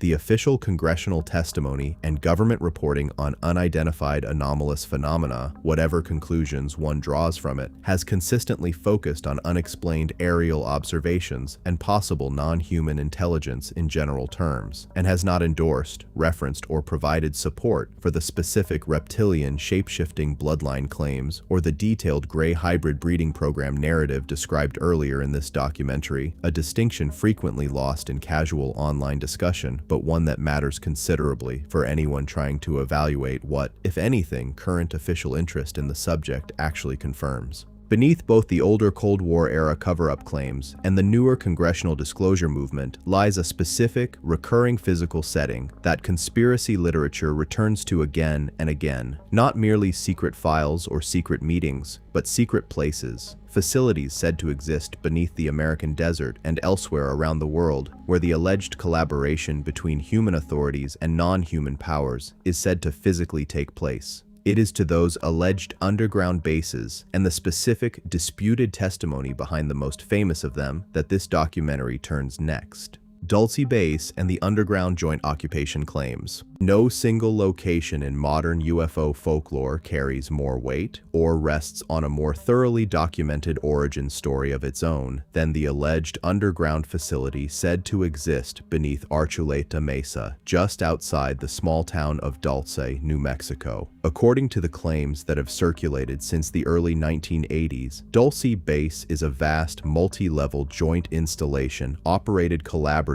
by the United States government and gray aliens, housing genetic research laboratories, cloning facilities, and vats containing partially formed human-alien hybrid organisms connected by tunnel systems to other classified sites around the country. Unlike most conspiracy locations, the specific origin of the Dulce claim can be traced with unusual precision to one identifiable person, and that origin turns out to be one of the more instructive and, in a very real sense, tragic case studies in this entire documentary. That person was Paul Benowitz, an Albuquerque physicist and successful electronics businessman who, beginning in the late 1970s, became convinced he was intercepting genuine electronic transmissions originating from Kirtland Air Force Base, located near his home and adjacent to the Manzano weapons storage area, at the time one of the most sensitive nuclear weapons storage facilities in the country. Benowitz began recording unusual radio signals and observing unexplained lights in the sky near the base, and over the following years, developed an increasingly elaborate interpretation of what he believed he was detecting, eventually concluding that an underground alien base existed nearby and was engaged in genetic experimentation on abducted humans and cattle.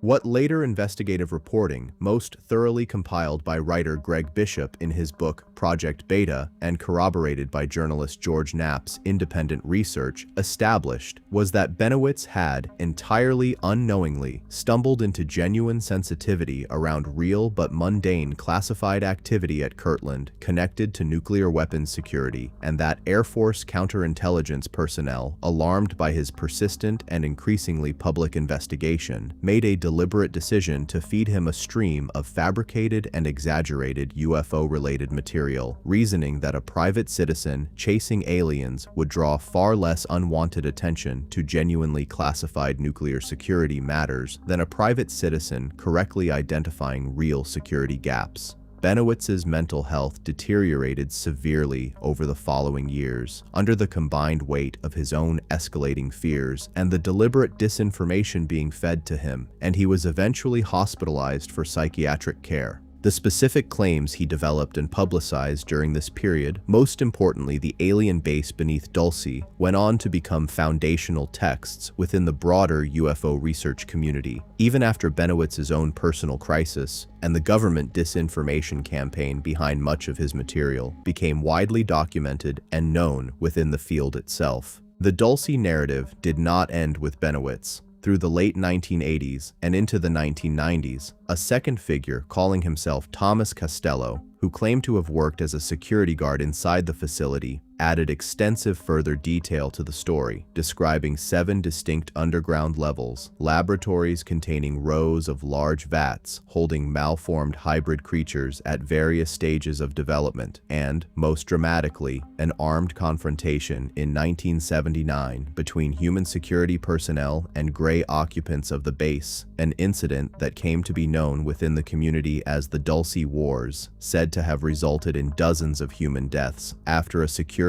or research dispute escalated into open violence. No independent verification of Costello's identity, employment history, or security clearance has ever been produced, and researchers who attempted to trace his background found significant inconsistencies, leaving his testimony, like Benowitz's original claims before it, entirely unsupported by any evidence beyond the testimony itself. A separate and similarly influential figure, Phil Schneider, a self-described geologist and engineer, toured extensively on the paranormal lecture circuit in the mid-1990s, describing his own claimed involvement in constructing deep underground military facilities and a violent encounter with gray beings during excavation work at Dulce that he said left him with permanent injuries.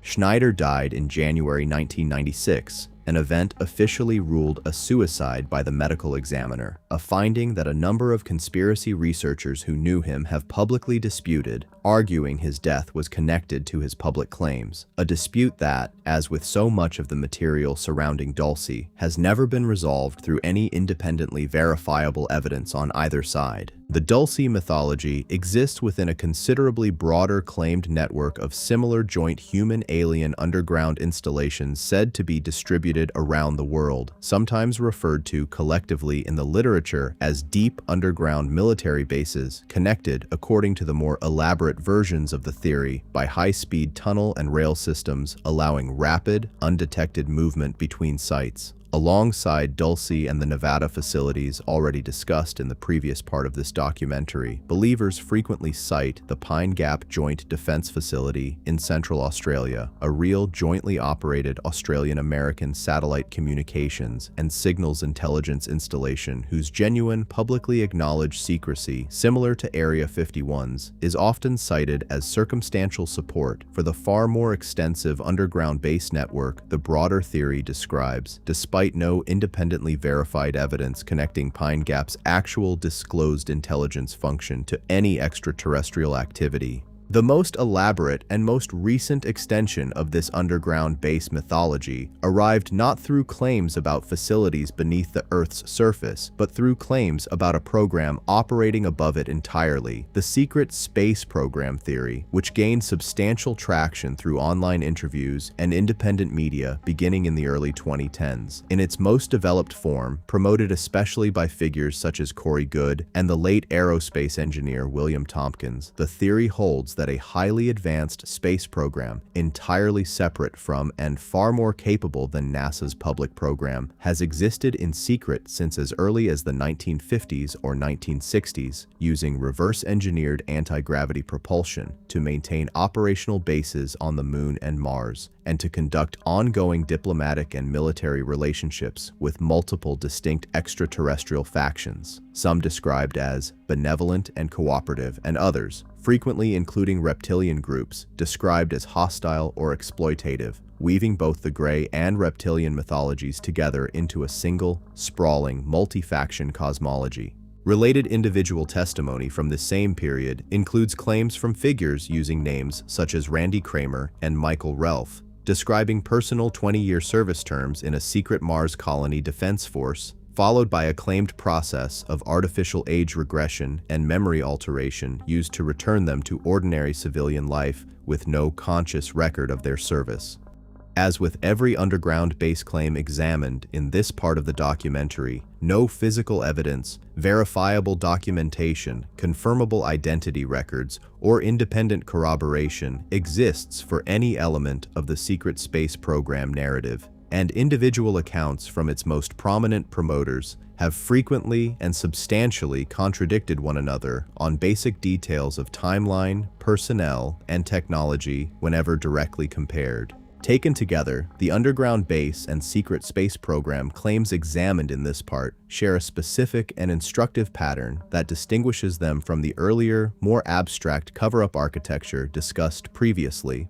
Where MJ-12 and the alleged Eisenhower Treaty operate as claims about hidden decisions and hidden documents, the underground base narrative offers something considerably more tangible: a specific, physical, geographically locatable place. A mesa outside a real New Mexico town, a stretch of Nevada desert, a facility in the Australian outback that believers can point to, visit, and photograph, even though nothing about the visible landscape at any of these sites has ever independently confirmed the vast subterranean infrastructure claimed to exist beneath it. That combination, an ordinary, visitable location paired with an extraordinary, entirely unverifiable claim about what lies beneath or beyond it, has proven to be one of the most durable and emotionally persuasive structures in the entire history of this mythology, because it gives an otherwise abstract fear about hidden power a real place to stand.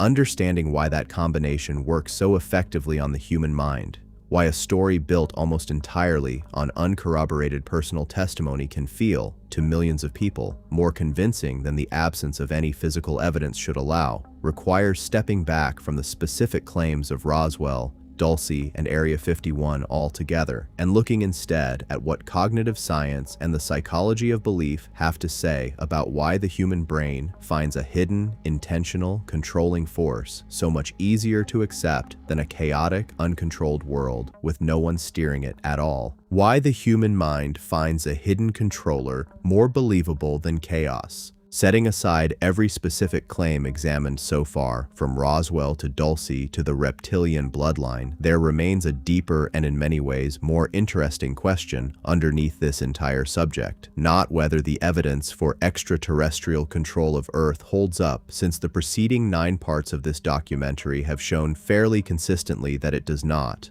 but why millions of people across dozens of countries and multiple generations have found these particular explanations so much more satisfying than the far more mundane and far better evidenced alternative that human institutions, however flawed, corrupt, or secretive at times, are simply the ones running things.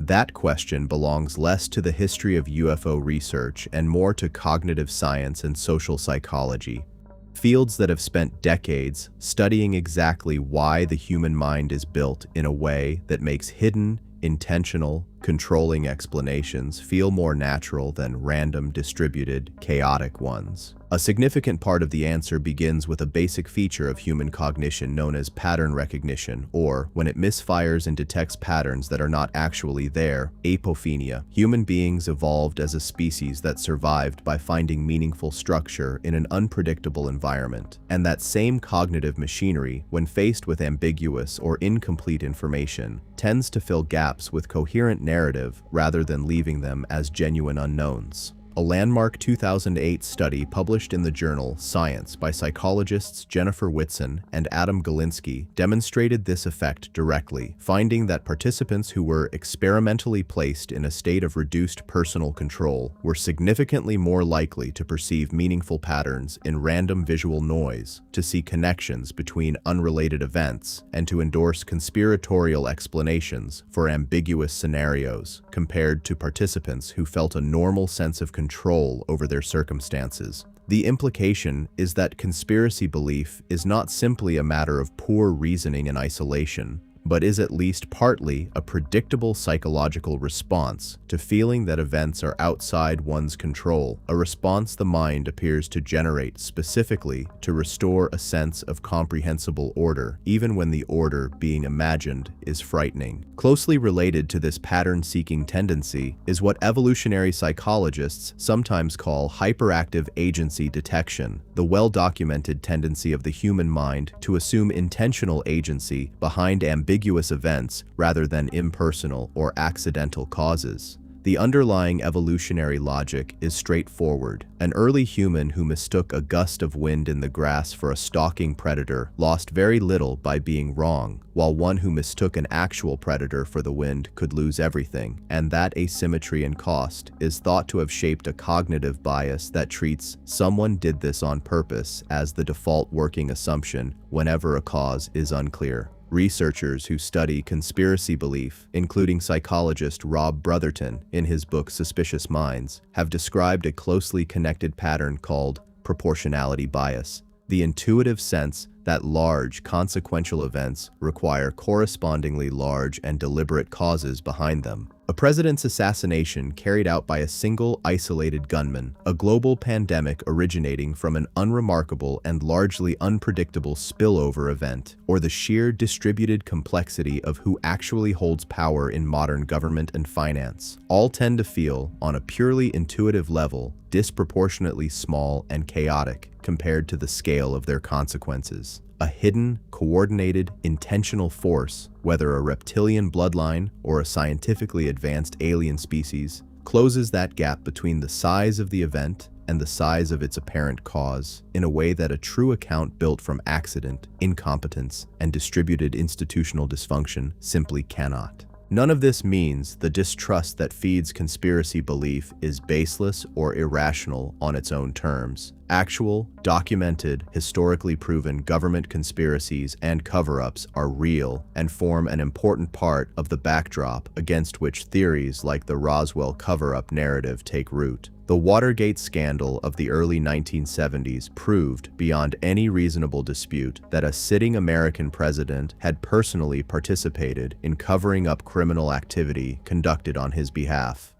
The decades-long Tuskegee syphilis study proved that the United States government had knowingly withheld treatment from Black American men for the sake of a research program conducted without informed consent. Declassified records of the CIA's MKUltra program proved that the American government had conducted unethical psychological experimentation, in some cases on unwitting citizens, during the very same Cold War decades in which the Roswell and early Gray narratives were taking shape. Given this genuine historical record, the underlying premise that a government agency might lie to the public about something significant is not a paranoid fantasy. It is a documented pattern of behavior. What separates that legitimate historical basis for institutional distrust from the specific claims examined throughout this documentary is not the reasonableness of suspecting cover-ups in general, but the complete absence, after nearly 80 years and multiple genuine document declassifications, of any comparable verified evidence specifically supporting the claim that the object of the cover-up is extraterrestrial in nature. A separate and more specific body of psychological research has focused directly on the population most central to the Gray abduction narrative, people who report having personally experienced an abduction. The most rigorous study of this group was conducted by Harvard psychologist Susan Clancy and published in her 2005 book, Abducted, which compared self-identified abductees against control groups using standard laboratory measures of memory and personality. Clancy's research found that self-reported abductees scored significantly higher than control subjects on measures of fantasy proneness, a stable personality trait associated with a rich inner imaginative life and heightened susceptibility to absorption, the same trait most strongly correlated with hypnotizability. Using a well-established laboratory tool for measuring false memory formation called the Dees-Roediger-McDermott paradigm, in which subjects are shown lists of related words and later tested on whether they falsely recall an unpresented but thematically related word as having been shown to them, Clancy's abductee subjects demonstrated significantly higher rates of false recall than the control group, suggesting a general cognitive tendency toward memory construction that extended well beyond the specific subject of alien encounters, combined with the well-documented overlap between spontaneous abduction reports and classic sleep paralysis hallucinations discussed earlier in this documentary. This research points toward a coherent, non-extraterrestrial account of how a sincere, vivid, deeply felt abduction memory can form in a person's mind without requiring an actual physical event to have taken place. Belief, once formed, tends to be maintained through a further and extremely well-documented cognitive process known as confirmation bias, the tendency to seek out, notice, and remember information that supports an existing belief while discounting, forgetting, or reinterpreting information that contradicts it. Within conspiracy communities specifically, this process is frequently reinforced by the unfalsifiable structure many of these theories share, a structure already noted earlier in this documentary regarding David Icke's later interdimensional reframing of the reptilian claim. When direct evidence fails to appear, that absence itself is often reinterpreted within the belief system, not as evidence against the theory, but as further proof of how effective the cover-up must be. A self-sealing logical structure that makes the belief system resistant to correction by design rather than by accident. Social and community factors compound this effect considerably in the internet era, since online communities built around shared conspiracy belief provide genuine social connection, identity, and validation to their members, and recommendation algorithms on major platforms have been shown in independent research to disproportionately surface increasingly extreme content to users who engage with conspiracy-adjacent material, a dynamic this documentary will examine in greater detail later when discussing the modern political consequences of these theories. Finally, decades of survey research into who holds conspiracy beliefs and why has produced a more nuanced picture than the popular stereotype of the conspiracy believer as simply uninformed or unintelligent.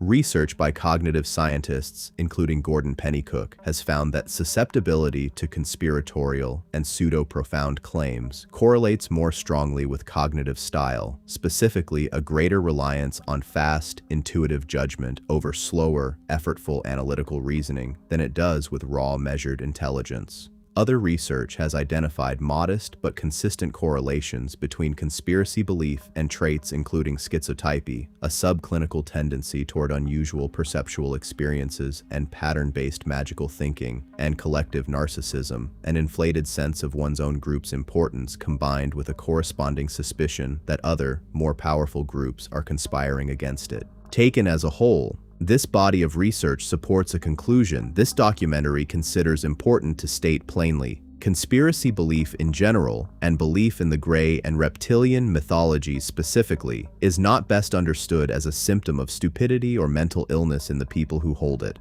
It is far more accurately understood as a predictable, well-studied output of ordinary human cognitive machinery, the same pattern-seeking, agency-detecting, meaning-making machinery that makes human beings such effective problem solvers in every other domain of life. Operating under conditions of genuine uncertainty, genuine historical reason for institutional distrust, and, in the case of self-reported abductees specifically, a set of measurable personality traits that make certain kinds of vivid, sincere, but ultimately internally generated experience more likely to occur. Understanding why these beliefs form so readily in the human mind, however, is a separate question from understanding exactly how the specific pieces of supposed physical evidence that have periodically seemed to confirm them, most famously a grainy film reel purporting to show the autopsy of a recovered alien body, were actually produced, examined, and in most cases thoroughly debunked, a subject this documentary turns to directly next. The alien autopsy film and the history of faked evidence. If testimony forms the foundation of both the gray and reptilian mythologies, physical evidence has always been the far rarer and far more dangerous currency within this subject. Dangerous because, unlike a hypnotic recollection or a decades-old memory, a photograph or a piece of film can, in principle, be independently examined, measured, and either confirmed or exposed. Across the entire 80-year history covered by this documentary, every piece of purported physical evidence significant enough to reach a mass audience has, without a single confirmed exception, been examined by independent forensic, photographic, or medical specialists, and found to be either an outright fabrication or fundamentally unverifiable. No case illustrates this pattern more completely, or did more to shape and then damage public trust in alien evidence during the 1990s than the film known as The Alien Autopsy. In 1995, a British music and video entrepreneur named Ray Santilli released a piece of black and white 16mm film footage that he claimed was genuine military documentation of a medical autopsy performed on an alien body recovered near Roswell in 1947. The footage aired in the United States on the Fox television network in August 1995 as a primetime special titled Alien Autopsy, Fact or Fiction, drawing tens of millions of viewers and, for a period of months, becoming the single most widely discussed piece of purported physical evidence in the entire history of UFO culture. Scrutiny followed almost immediately. Medical professionals who reviewed the footage identified anatomical features inconsistent with any known biological structure and inconsistent with basic principles of surgical procedure, including organ placement and tissue behavior that did not match how an actual dissection would proceed. Special effects specialists identified techniques characteristic of a constructed prosthetic body rather than genuine remains, including movement in several frames that appeared physically impossible for the dummy body as depicted, suggesting the presence of a person inside or manipulating a costume or model. Film historians and archivists raise separate concerns about the film stock and camera equipment shown or implied in the footage, arguing certain details were inconsistent with material genuinely produced in 1947. In 2006, more than a decade after the film's original release and years after independent analysis had thoroughly undermined its authenticity in the eyes of nearly every serious researcher who examined it, Santilli publicly acknowledged that the footage released to the public was not the original material he claimed to have originally purchased, but a reconstruction, asserting that he had once possessed genuine 1947 autopsy footage that had degraded beyond usability and had recreated the content he remembered seeing using new material and effects work, reportedly including model and puppet construction by special effects artist John Humphreys. This explanation was met with broad skepticism, even within the UFO research community, since no evidence of any original genuine footage, degraded or otherwise, was ever produced, and the explanation conveniently accounted for every specific flaw independent analysts had already identified in the released version.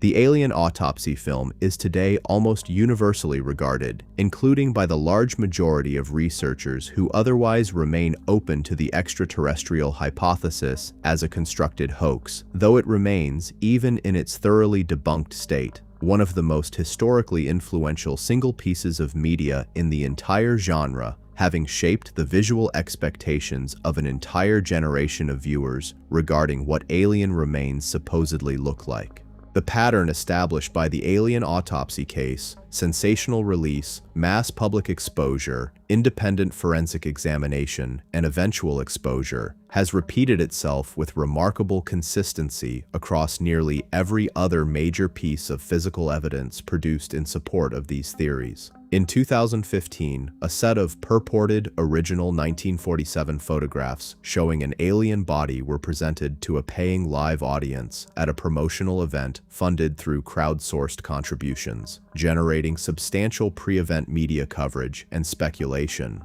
Independent researchers who examined enhanced versions of the images identified a partially visible museum placard within the frame, and further investigation conclusively identified the actual subject of the photograph as a preserved, mummified human infant, a genuine historical museum specimen displayed decades earlier at a southwestern American museum, with the original identifying description still faintly legible once the image was properly enhanced. A striking and unusually clean-cut example of a major claimed piece of evidence being definitively and specifically identified rather than merely disputed. A separate and much longer-running body of purported evidence comes from Swiss farmer Billy Meyer, who has claimed continuous contact with beings from the Pleiades star cluster since 1975 and has produced hundreds of photographs over the following decades depicting metallic disc-shaped craft he describes as beam ships. Photographic analysts who examined these images identified consistent evidence of model construction, including matches between the depicted craft and readily available household objects such as hubcaps and lampshades suspended and photographed at close range to simulate distance and scale, a technique well understood within practical photography and film production as a means of creating a convincing miniature effect. The reptilian side of this evidentiary history has followed a somewhat different but equally consistent pattern, centered less on staged physical props and more on the reinterpretation of ordinary digital imperfections in broadcast and internet video. The viral photographs and video clips most frequently cited as visual proof of reptilian shapeshifting, showing a public figure's eyes appearing momentarily distorted, reflective, or oddly colored during a broadcast, have been examined repeatedly by video and image forensic specialists who have consistently attributed these effects to well-understood and thoroughly documented technical causes: compression artifacts introduced when video is encoded at low bit rates, interlacing errors common in older broadcast formats, where a frame is assembled from two separate scanned fields captured at slightly different moments, chromatic aberration produced by ordinary camera lenses under certain lighting conditions, and simple reflections off the naturally moist surface of the human eye under strong studio lighting. Each of these explanations is independently verifiable using the same footage and standard, publicly available video analysis tools, and each has been demonstrated capable of producing the exact visual signature cited as reptilian evidence without requiring any biological transformation to have occurred. A technical account that, as with so much of the material examined throughout this documentary, has done relatively little to reduce the circulation of such clips within reptilian conspiracy communities online. Stepping back from these individual cases, a consistent pattern becomes clear across 8 decades and across both mythologies examined in this documentary. Every significant piece of physical evidence substantial enough to reach mass public attention, a body on film, a photograph of a corpse, a picture of a craft, a video clip of a distorted face, has been subjected to independent examination using standard forensic, photographic, or medical analysis techniques, and every single one has either been definitively identified as a fabrication or, at minimum, found impossible to verify as authentic by any accepted evidentiary standard. No physical specimen, tissue sample, or piece of technology attributed to either a gray or a reptilian source has ever been submitted for open, peer-reviewed scientific analysis and confirmed as non-terrestrial in origin. This is not a minor gap in an otherwise strong evidentiary record across a field with thousands of individually claimed encounters spanning more than 80 years. It is close to the entire absence of an evidentiary record in the specific category, physical proof, that would be capable of settling the question independent of testimony. The scientific standard most commonly invoked in discussions of this kind, popularized by astronomer Carl Sagan, holds that extraordinary claims require extraordinary evidence, and it is worth being precise about what that standard does and does not establish here. The absence of confirmed physical evidence does not, on its own, logically prove that no gray or reptilian being has ever existed. It does mean that the specific evidentiary case for their existence rests, after 8 decades of opportunity to produce something more, almost entirely on testimony, a form of evidence this documentary has already shown through the Hill case, the Dulce narrative, and the broader psychological research on memory and belief, to be considerably less reliable than it feels to the person providing it. With the physical evidence record now examined and found, case after case, to collapse under independent scrutiny, this documentary turns next to a set of individual encounter cases that occupy a somewhat different category within the broader mythology. Cases that never produced a hoaxed film or a fabricated photograph, but that nonetheless became some of the most famous and most extensively investigated single incidents in the entire history of the field, beginning with a young Arizona logger who, in November 1975, vanished from his work crew's view in a flash of light and was not seen again for 5 days. Travis Walton, Pascagoula, and Rendlesham Forest. Not every case examined in this documentary fits neatly into the category of exposed hoax or unverifiable claim built on secondhand testimony. A small number of individual incidents have retained a genuinely puzzling status within the field for decades, resistant to the kind of clean debunking that dismantled the alien autopsy film or the Roswell slides, and resistant equally to any confirmation that would satisfy independent scientific scrutiny. 3 of these cases in particular have shaped the popular understanding of what a first-hand alien encounter is supposed to look like, and each illustrates a different reason why some testimony proves considerably harder to simply dismiss than the rest.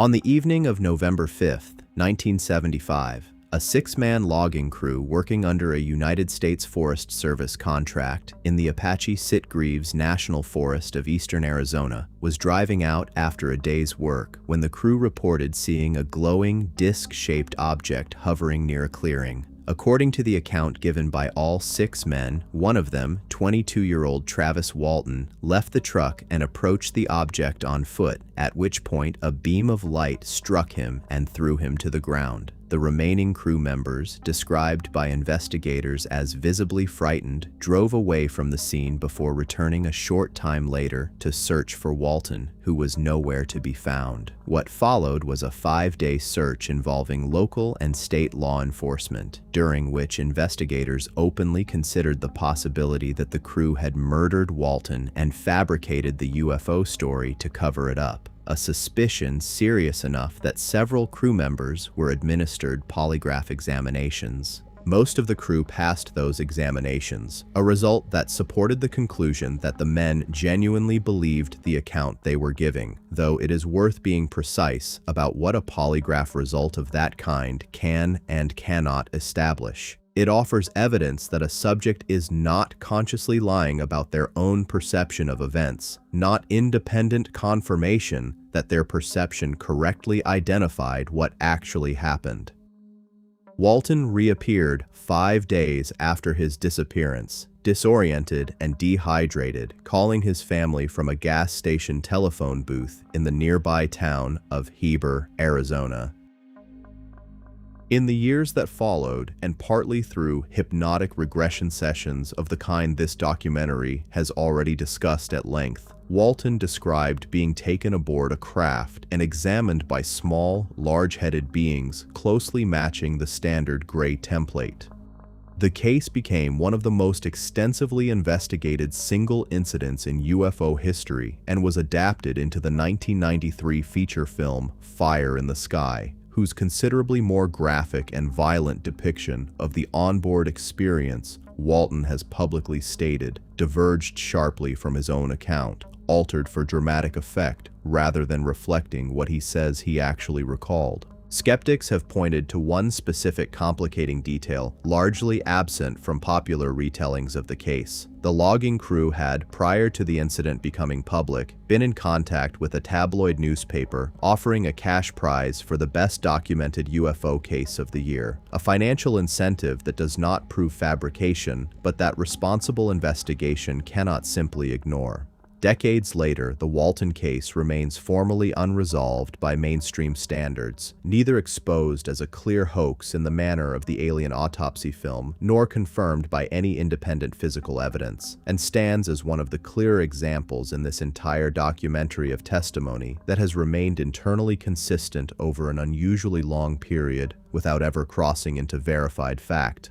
A second widely cited case unfolded 2 years earlier and several hundred miles to the east, on the evening of October 11, 1973, when 2 shipyard workers named Charles Hickson and Calvin Parker reported an encounter while fishing along the Pascagoula River in Mississippi. The 2 men described being taken aboard a craft by beings unlike the standard gray template found in most other testimony from the period, describing them instead as robotic or crustacean-like in appearance, with wrinkled gray skin, claw-like appendages, and a stiff mechanical manner of movement, and reported being examined by a floating eye-like scanning device rather than by any handheld instrument. What distinguishes the Pascagoula case within the broader literature is not the content of the testimony itself, but the circumstances under which the earliest version of it was captured. Local police, skeptical of the men's account and expecting to catch them in a fabricated story, left Hickson and Parker alone in an interrogation room with a hidden tape recorder running, anticipating that the 2 would drop the act once they believed themselves unobserved. The recording that resulted instead captured what investigators and later researchers have generally described as a conversation reflecting genuine confusion and distress, rather than any indication of a rehearsed or coordinated hoax, a piece of contemporaneous, non-hypnotically produced evidence that gives the Pascagoula case a somewhat different evidentiary character than accounts recovered years later through regression therapy. Calvin Parker largely avoided public discussion of the incident for more than 4 decades, citing the lasting psychological impact of the experience, before eventually co-authoring a book about the case in 2018. As with the Walton case, no physical evidence beyond the witness's own testimony and demeanor has ever substantiated the Pascagoula account, but the specific manner in which that testimony was first recorded has kept the case near the top of most researchers' lists of the most difficult encounter reports to simply wave away.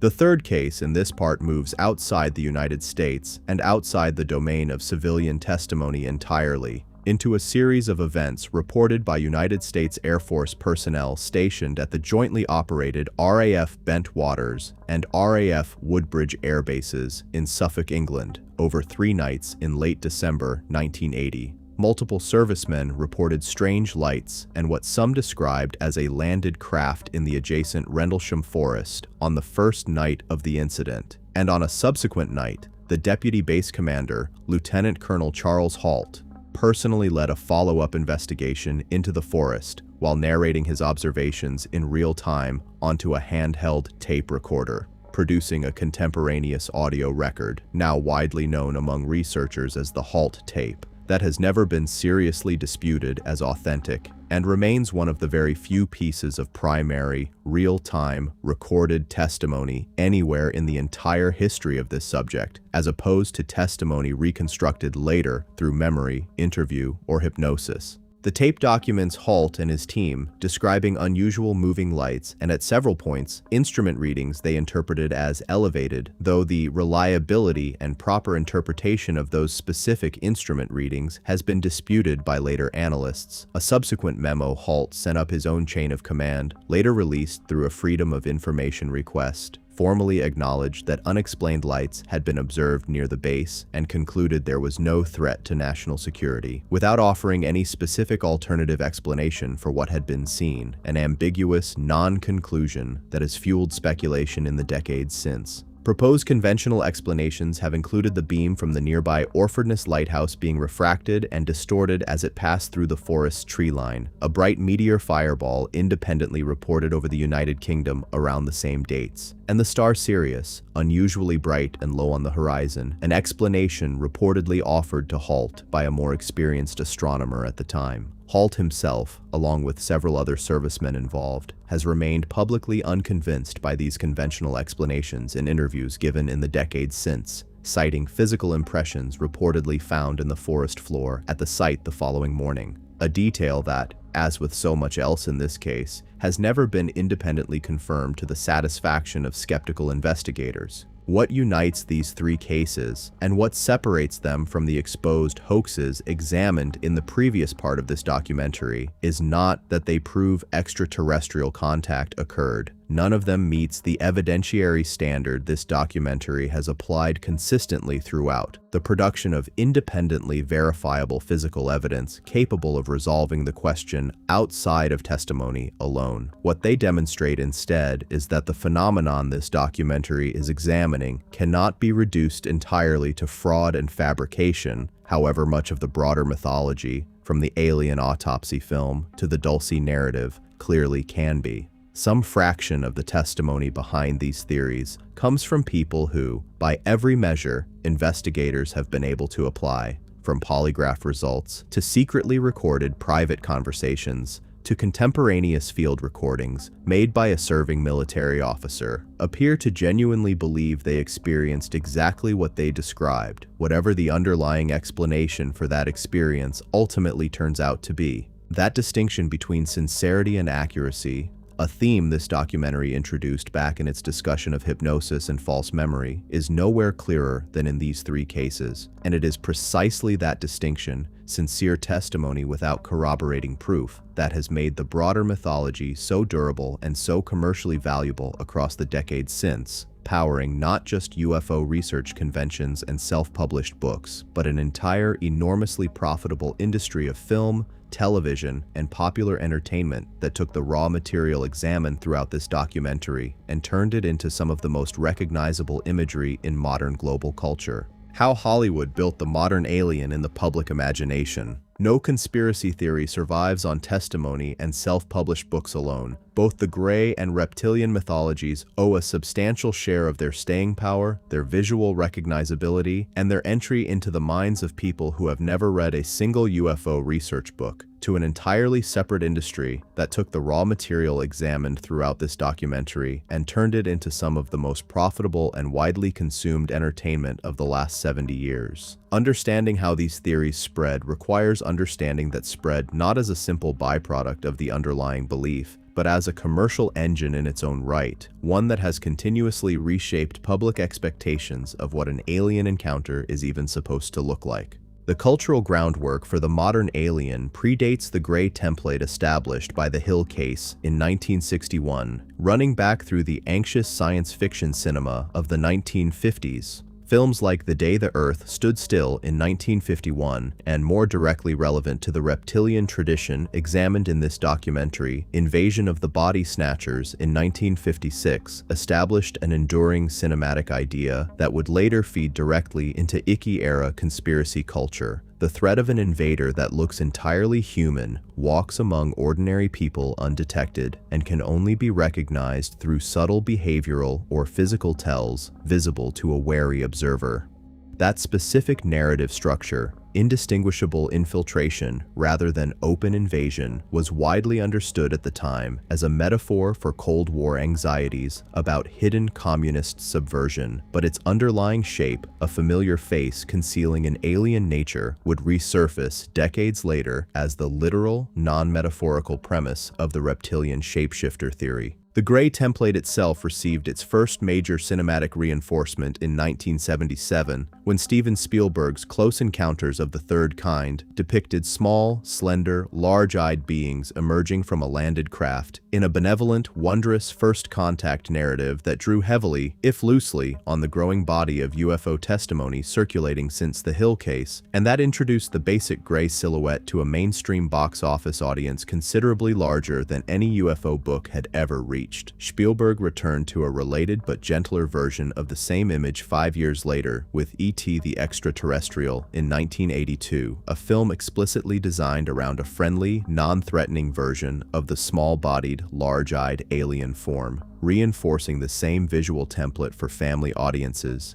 and, notably, for an entire generation of children who would grow up with that image as their first cultural reference point for what an alien looks like, years before most of them would ever encounter the darker abduction literature the image originally grew out of. It was the publication of Whitley Strieber's Communion in 1987 and its 1989 film adaptation that pulled this same visual template back toward its darker, more clinical original context, presenting the stark, black-eyed face that has since become the single most reproduced and most immediately recognizable image in the entire history of the genre, appearing on book covers, film posters, and internet memes for more than 3 decades since. Television, more than film, proved to be the medium that fused the abduction narrative and the government cover-up narrative into a single, coherent, mass-market storytelling formula. The X-Files, which ran on the Fox network from 1993 to 2002 and was later revived for additional seasons beginning in 2016, built its entire mythology around a fictionalized version of the exact material this documentary has spent its previous 12 parts examining, drawing explicitly and repeatedly on real UFO literature, including the MJ-12 documents, the abduction and hybrid program testimony collected by researchers like Hopkins and Jacobs, and the broader architecture of government secrecy explored earlier in this documentary. Series creator Chris Carter has spoken openly about drawing directly from existing UFO research in constructing the show's long-running conspiracy arc, and the series' tagline, "The truth is out there," became one of the most recognizable phrases in American television history, entering everyday cultural vocabulary as shorthand for exactly the kind of institutional distrust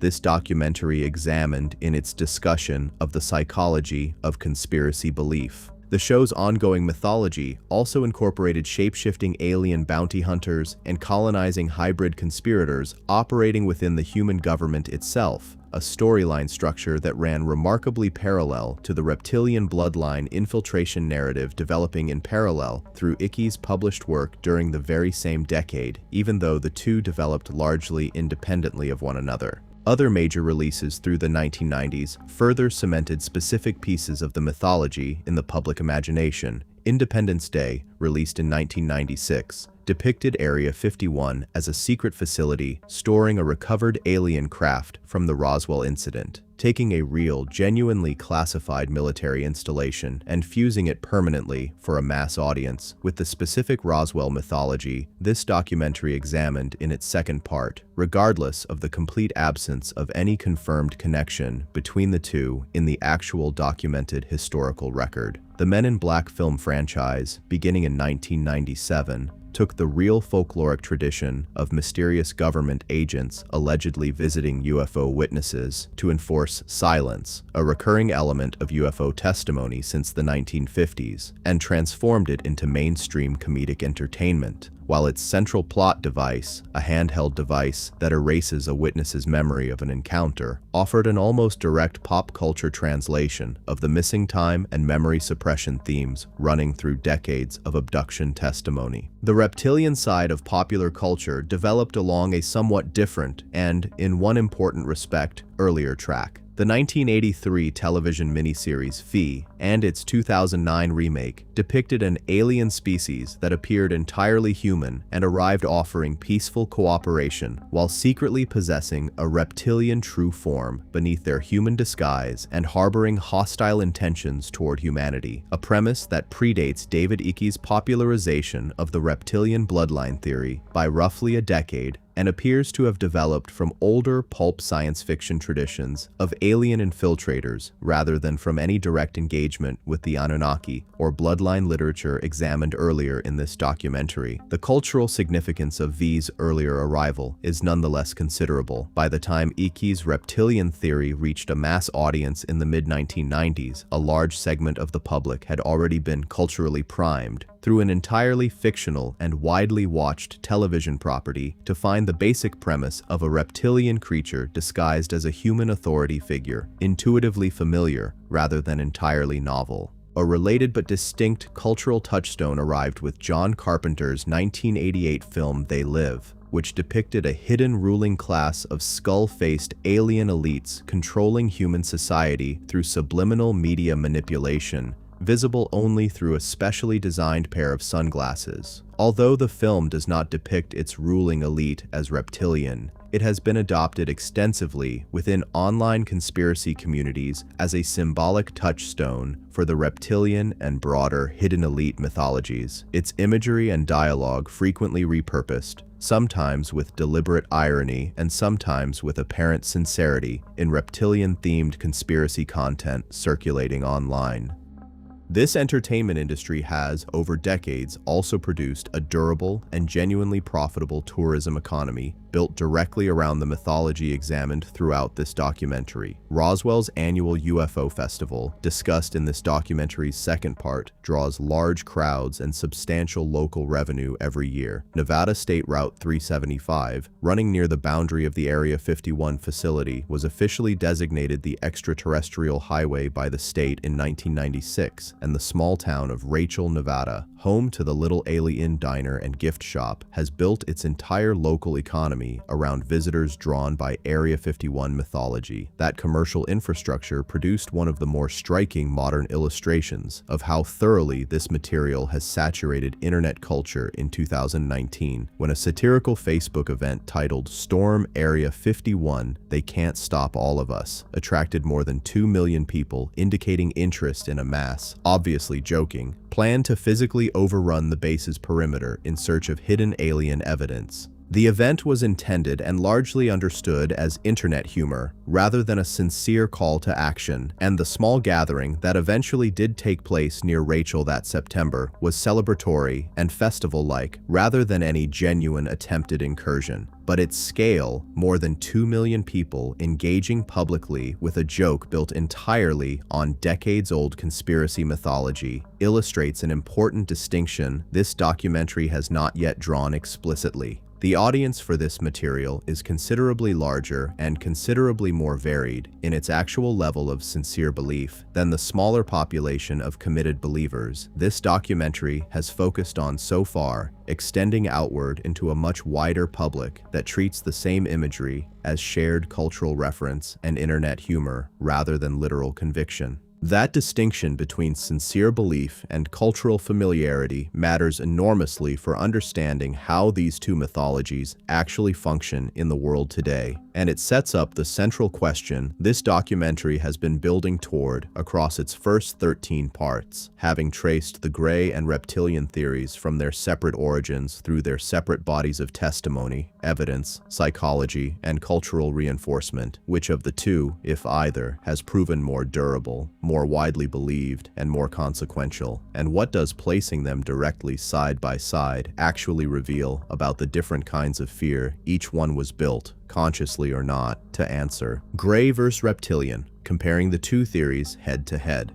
Having traced each mythology from its separate origins through testimony, physical evidence, psychology, and popular culture, it is now possible to place the gray and reptilian theories directly side by side and ask a question this documentary has held off answering until now. Which of the two is actually more widely believed? Who tends to believe each one? And what does the answer reveal about the different roles these two mythologies play in the broader landscape of modern conspiracy culture? On raw popularity, the two theories are not close. The most frequently cited data point on reptilian belief specifically comes from an April 2013 public policy polling survey of 1,247 registered American voters, which found that 4% of respondents agreed that shape-shifting reptilian people control the world by taking on human form and gaining political power, a figure that, applied to the national population at the time, worked out to roughly 12 million adult Americans.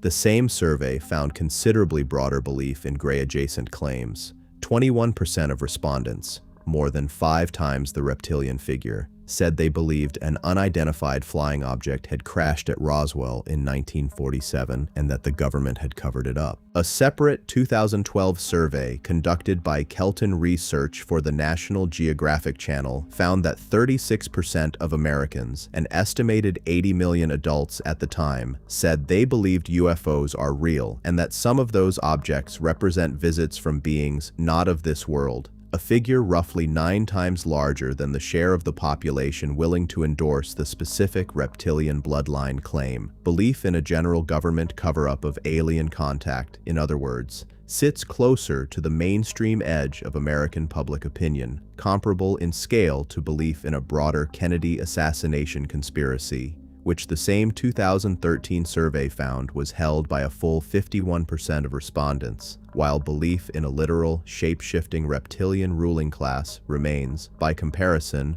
a genuinely minority position, even within a country where conspiracy belief in general runs remarkably high. Several structural features of the two theories help explain that gap. The gray narrative, at its core, asks a person to believe in something happening to humanity from outside, a distant, technologically superior species conducting research on an unwitting population, a claim that requires no specific accusation against any identifiable living person and carries relatively little social risk for the person expressing belief in it. The reptilian narrative asks something considerably more costly, not simply that aliens exist, but that specific, real, named individuals, presidents, monarchs, and public figures the believer has watched speak and act for years are secretly non-human and actively deceiving the public about their fundamental nature. That is a much larger leap against a much larger body of ordinary, everyday, direct personal observation, and it is also, unlike the gray claim, a theory that inherently requires believing specific real people are lying about who and what they fundamentally are, a claim with reputational and, as later parts of this documentary will show,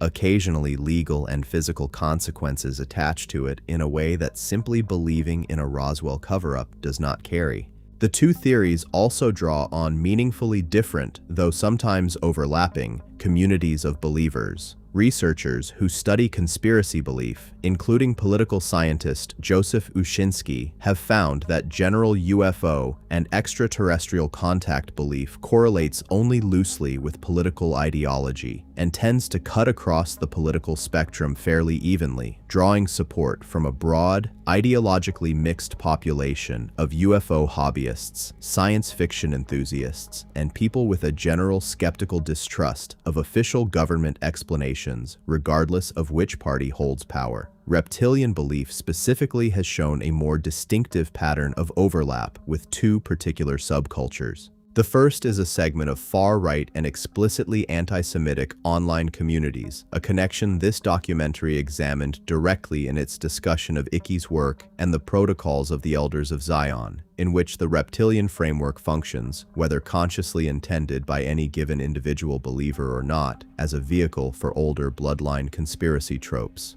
The second, somewhat more surprising overlap runs in a very different ideological direction into segments of the alternative wellness, New Age spirituality, and holistic health communities. A crossover phenomenon researchers Charlotte Ward and David Voas identified and named conspirituality in a 2011 academic paper describing the increasing blending of New Age spiritual belief systems, which often already include concepts of hidden non-physical forces and awakened consciousness, with political conspiracy theory, a blend Ickey's own later interdimensional, Archon-influenced reframing of the reptilian theory discussed earlier in this documentary fits almost precisely. This divide means the reptilian and gray audiences, while overlapping in places, are not simply the same population choosing between two competing answers to an identical question. A meaningful number of believers hold both theories simultaneously, particularly since the 2010s, when the secret space program mythology examined earlier in this documentary explicitly folded Greys, Reptilians, and several additional alleged factions into a single, unified cosmology in which different non-human groups occupy different roles, some hostile and some cooperative, within one larger narrative of hidden extraterrestrial involvement in human affairs. For a substantial number of other believers, however, the two theories function less as complementary pieces of one larger picture and more as genuinely distinct and even competing explanations, since they locate the ultimate source of hidden control in fundamentally different places, one in a distant, external, scientifically motivated visitor, the other in an ancient, embedded, dynastically motivated ruler, a distinction that reflects, as this documentary noted in its opening part, two different underlying fears, rather than one fear expressed two different ways. That difference in underlying structure also produces a meaningful difference in real-world consequence, one this documentary will examine in far greater detail in the part that follows. Gray abduction belief, whatever its psychological toll on the individuals who sincerely hold it, a toll that is real, and that researchers studying self-reported abductees, including Susan Clancy in the work discussed earlier in this documentary, have taken seriously as a genuine source of personal distress, has produced comparatively little documented harm directed outward at other people, since the theory does not, in its standard form, identify specific living individuals as secret enemies requiring exposure or confrontation. The reptilian bloodline theory, by contrast, names names, and naming names has consequences. Public figures identified within reptilian conspiracy literature as members of the alleged Babylonian Brotherhood have faced sustained harassment campaigns from believers convinced of their non-human nature and the theory's underlying structure, an unseen, hostile, non-human enemy hiding behind a trusted human face, has proven capable, in a small number of extreme and well-documented cases, of motivating genuinely violent behavior from individuals who came to believe a specific person in their own life was secretly one of the beings the theory describes. Weighing the two theories against every category examined across this documentary so far, the historical origin of each claim, the physical and testimonial evidence offered in support of it, the psychological research into why such beliefs form, and the scale and nature of real-world consequence, each has produced. Neither theory holds up as a factual account of who actually exercises power on Earth, and this documentary has not found reason across 14 parts of investigation to conclude otherwise. What the comparison does reveal is a genuine and meaningful difference in character between the two mythologies. The gray narrative is the more widely held, more culturally mainstream, and on the whole, the less immediately dangerous of the two, a story about fear of the unknown and fear of being studied that is mostly played out in personal anxiety, popular entertainment, and a large but comparatively low-stakes body of belief. The reptilian narrative is the smaller, more fringe, and considerably more consequential of the two, a story about betrayal from within that carries, built into its very structure, a specific and sometimes dangerous accusation against real people, and that has, as the next part of this documentary will show in detail, moved beyond harmless speculation and into documented incidents of real-world harm, harassment, and, in a small number of tragic cases, violence. When the theory turns dangerous, harassment, violence, and the QAnon crossover,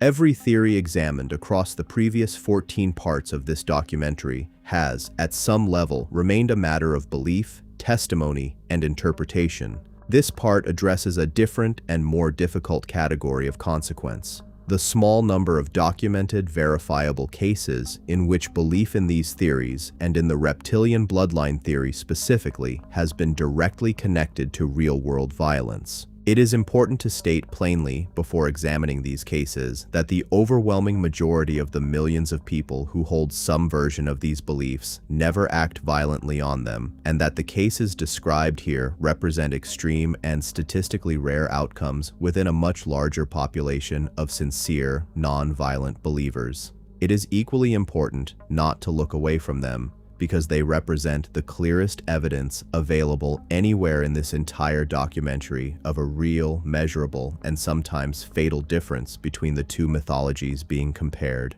In January 2019, a 26-year-old Seattle man named Bucky Wolf called police to report that he had killed his older brother James with a 4-foot sword. According to charging documents later reported by the Seattle Times, Wolf told the 911 dispatcher and later detectives that he believed his brother's eyes and mouth had been changing, that he was turning into a lizard, and that he had been told this by God. Wolf had a documented history of expressing belief in the QAnon conspiracy movement and had attempted affiliation with the far-right Proud Boys organization, and prosecutors noted signs of significant mental illness at the time of the killing. He was later acquitted of the murder charge by reason of insanity. This case illustrates a pattern that will recur throughout this part of the documentary, and that researchers who study conspiracy-linked violence consistently emphasize. In nearly every documented case of this kind, the conspiracy belief functions alongside, rather than as the sole and isolated cause of, a serious underlying mental health crisis, and responsible reporting on these cases requires holding both facts at once rather than treating the belief system alone as a full explanation for the violence that followed.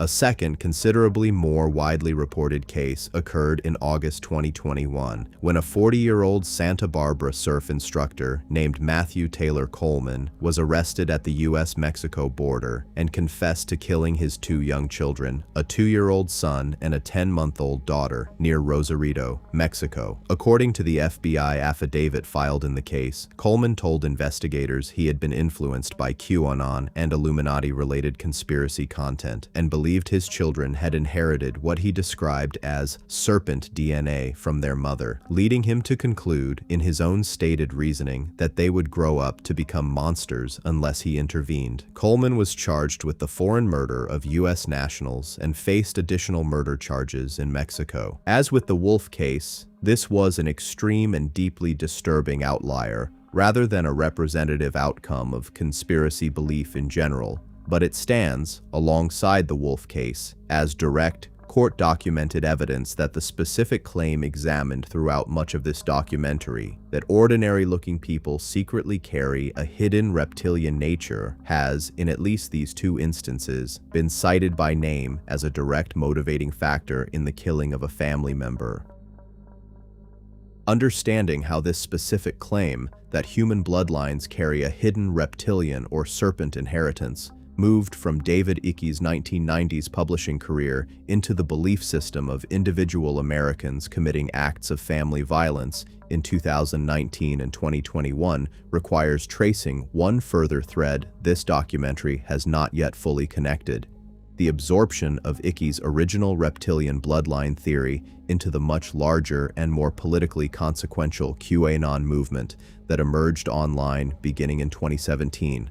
QAnon's foundational claim that a secret cabal of elite figures across government, entertainment, and finance was engaged in the ritual abuse and trafficking of children drew directly on an earlier and narrower 2016 conspiracy theory known as Pizzagate, which falsely alleged that a Washington, D.C. pizza restaurant was concealing a child trafficking operation connected to a presidential campaign. That earlier theory produced its own act of real-world violence in December 2016, when a 28-year-old man named Edgar Madison Welch drove from North Carolina to the restaurant and fired a rifle inside it while attempting to personally investigate the false trafficking claims. No one was injured, and Welch was later sentenced to 4 years in prison after pleading guilty to federal charges. When QAnon absorbed and expanded this earlier theory the following year, it also absorbed, largely wholesale, Ickey's decades-older claim about reptilian elites consuming human blood,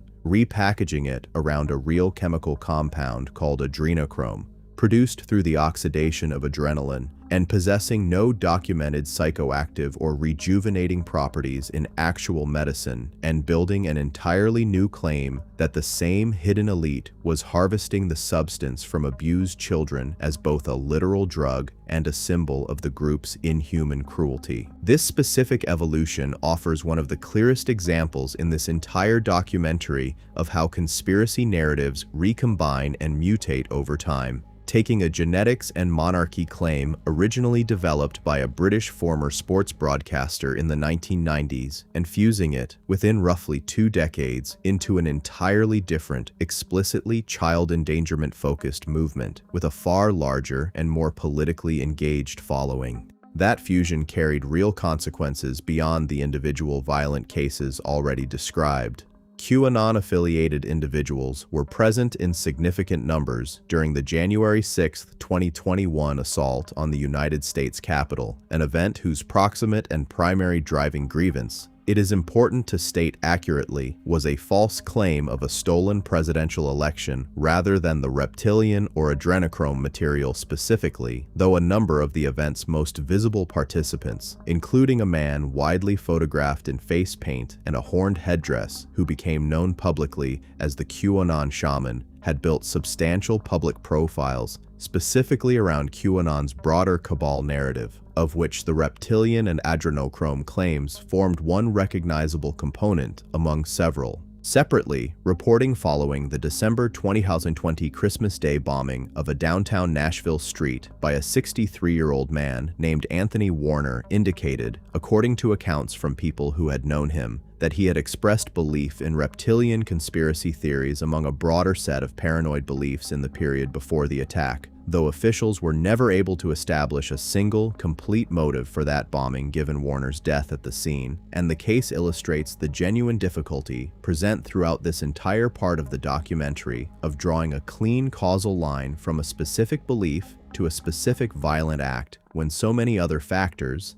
mental health, personal history, and social isolation among them, are almost always present as well. Taken together, these cases justify a conclusion this documentary is prepared to state directly, having spent its previous 14 parts examining the two theories on more even and more measured terms. Whatever fascination, comfort, or explanatory power the gray and reptilian mythologies offer their much larger population of sincere but non-violent believers. And this documentary has tried throughout to treat that sincerity with genuine respect rather than mockery. The specific claim that identifiable, real, named human beings, family members, public figures, entire ethnic and political groups are secretly non-human and therefore outside the bounds of ordinary moral consideration is not a neutral piece of folklore. It is a claim with a documented, court-recorded history of motivating people already in crisis toward violence against the very people closest to them,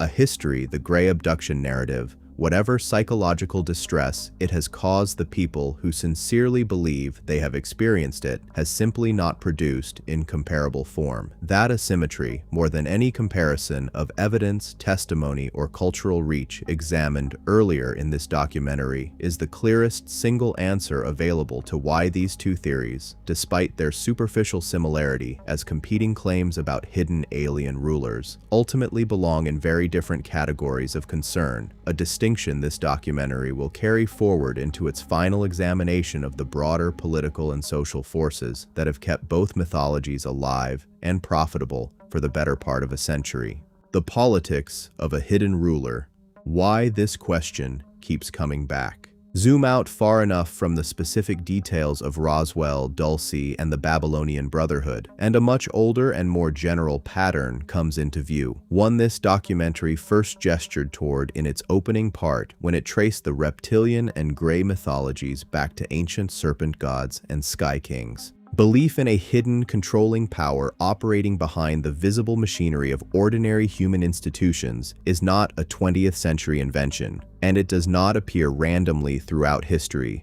It surges reliably and repeatedly during periods of significant social upheaval, economic dislocation, and collapsing institutional trust, a pattern the American historian Richard Hofstadter identified and named in his influential 1964 essay, The Paranoid Style in American Politics, which traced a recurring rhetorical and psychological pattern across American political history, long predating flying saucers or hypnotic regression therapy, in which large, complex, and often genuinely threatening social change gets reinterpreted through a narrative of secret, coordinated, malevolent conspiracy rather than the messier, more diffuse, and less emotionally satisfying reality of impersonal historical forces acting without any single controlling hand behind them. The specific mythologies this documentary has examined fit that older pattern closely enough to trace a rough timeline of their own surges and resurgences against the broader currents of 20th and 21st century history.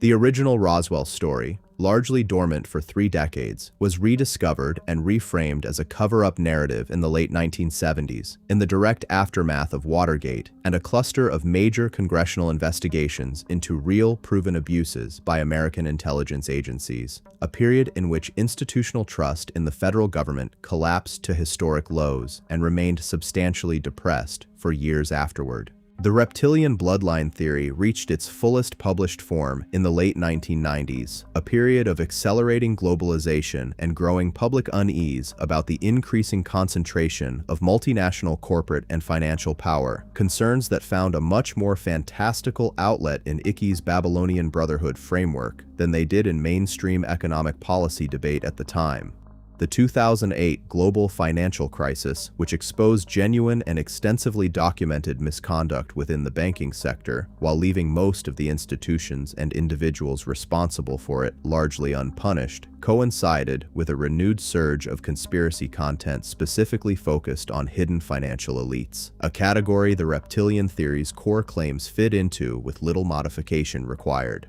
And the explosive growth of QAnon beginning in 2017, examined in detail in the previous part of this documentary, took place against a backdrop of severe political polarization, rapid social media-driven information fragmentation, and, from 2020 onward, the profound uncertainty and institutional strain of a global pandemic, during which David Icke himself pivoted much of his platform toward COVID-related conspiracy content, a shift significant enough to contribute to formal entry bans imposed against him by several countries in 2022, extending well beyond the specific reptilian material this documentary has focused on, but growing directly out of the same audience and platform he had spent 3 decades building around it. Sociologists who study conspiracy belief have described this recurring pattern using a concept sometimes called folk sociology, the idea that conspiracy theories function, for many of the people who hold them, as an intuitive, morally legible explanation for complex, impersonal, and genuinely difficult to understand systemic forces: globalization, automation, financial market volatility, distant bureaucratic decision-making that affect people's lives profoundly, while offering no obvious face, name, or moment of decision to hold accountable. A hidden intentional ruling class, whether human or reptilian, restores a kind of narrative agency to situations that otherwise feel diffuse, arbitrary, and unaccountable, converting a frustrating and confusing structural problem into a comprehensible story with an identifiable villain, even when that villain requires believing in shape-shifting extraterrestrials to make the story work. This underlying structure, a hidden elite secretly exploiting an unaware public, is worth situating honestly within a broader political landscape, because the literal reptilian and gray mythologies examined throughout this documentary sit at the far, fantastical end of a much longer and much more mainstream spectrum of political rhetoric about concentrated power. Populist movements across the political spectrum, left and right alike, have long built rhetoric around the claim that a distant, self-interested elite, described variously as globalists, the deep state, the swamp, or international financiers, operates against the interests of ordinary people, rhetoric that draws on real and legitimate underlying concerns about wealth concentration, regulatory capture, and the genuine gap between how democratic institutions are supposed to function and how they sometimes actually do.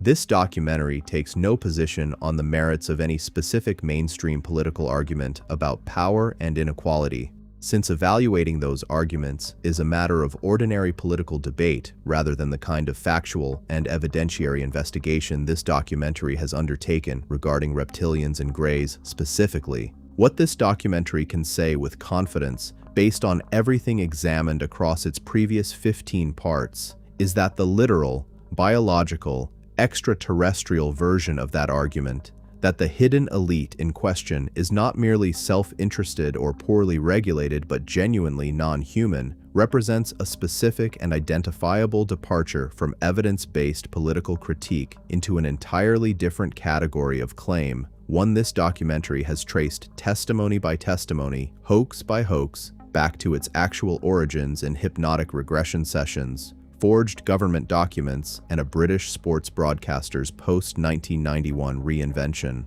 The modern information environment has done a great deal to accelerate the spread of both the fantastical and the more grounded versions of this hidden elite narrative alike.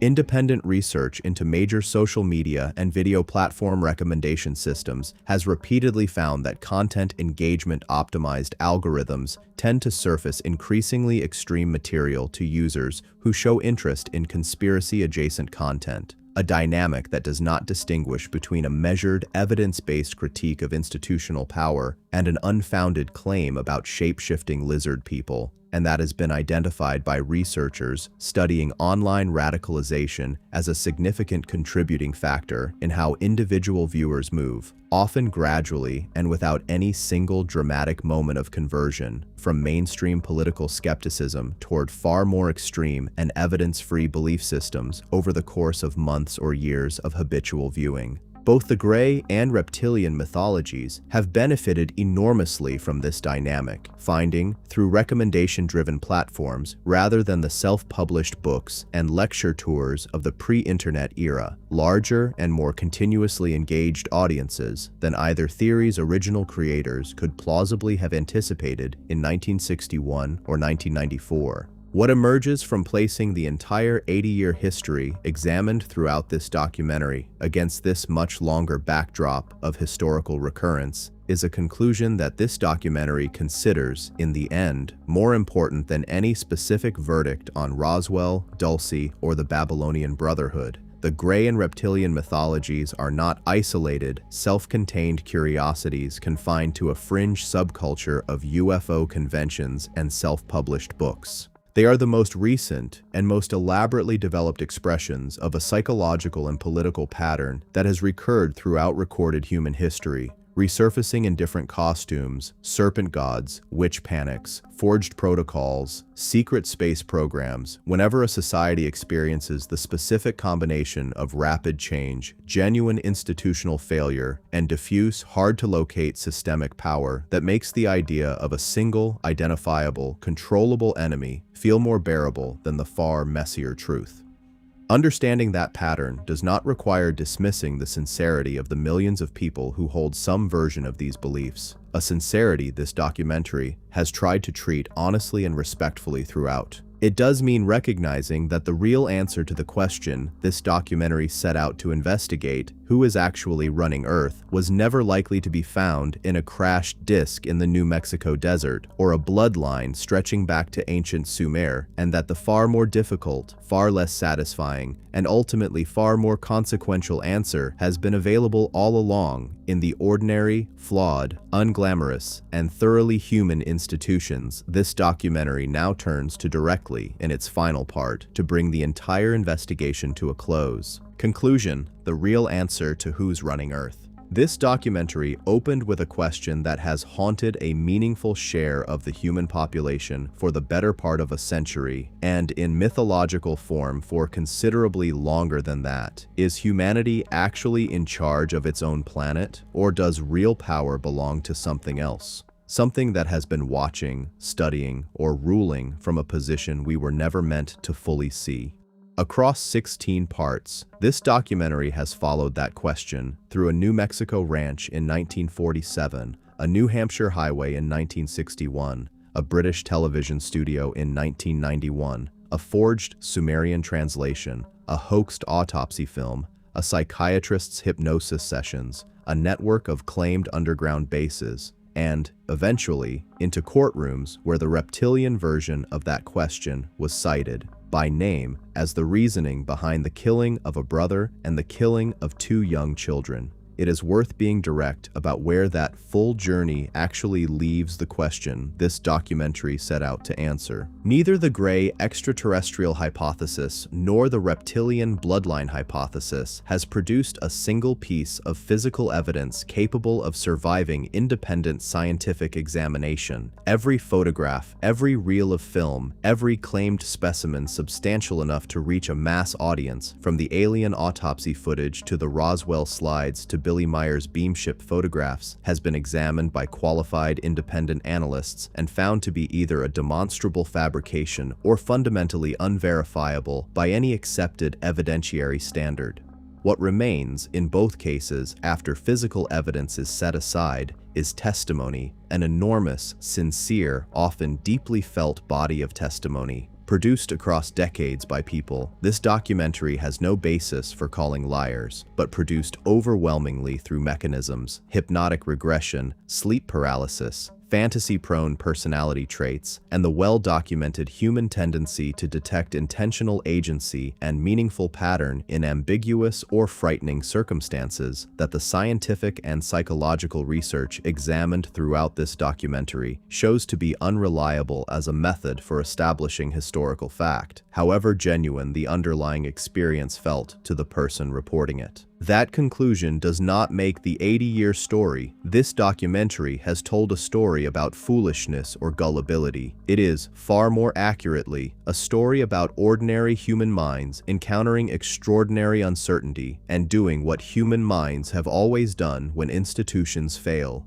Information gaps go unfilled, and the true scale of a threatening or confusing event feels disproportionate to any explanation on offer, reaching for a hidden intentional cause, because a hidden intentional cause is more comprehensible and, in a strange way, more bearable than an explanation built from accident, incompetence, unfalsifiable physics, and distributed human error. That reaching is not a modern pathology. It is the same reaching that produced serpent gods in Sumer, sky kings in Mesoamerica, and witch panics in medieval Europe, wearing, in its most recent form, the vocabulary of radar, hypnosis, and reverse-engineered spacecraft instead of the vocabulary of scripture and ritual. Placed directly against one another, as this documentary set out to do in its title, the two theories do not turn out to be equivalent versions of the same claim. The gray narrative is the more widely held of the two, embraced in some form by a substantial share of the public, reinforced by 70 years of film and television, and rooted in a fear of external observation and clinical manipulation that has, for the most part, played out as personal anxiety and popular entertainment rather than targeted real-world harm.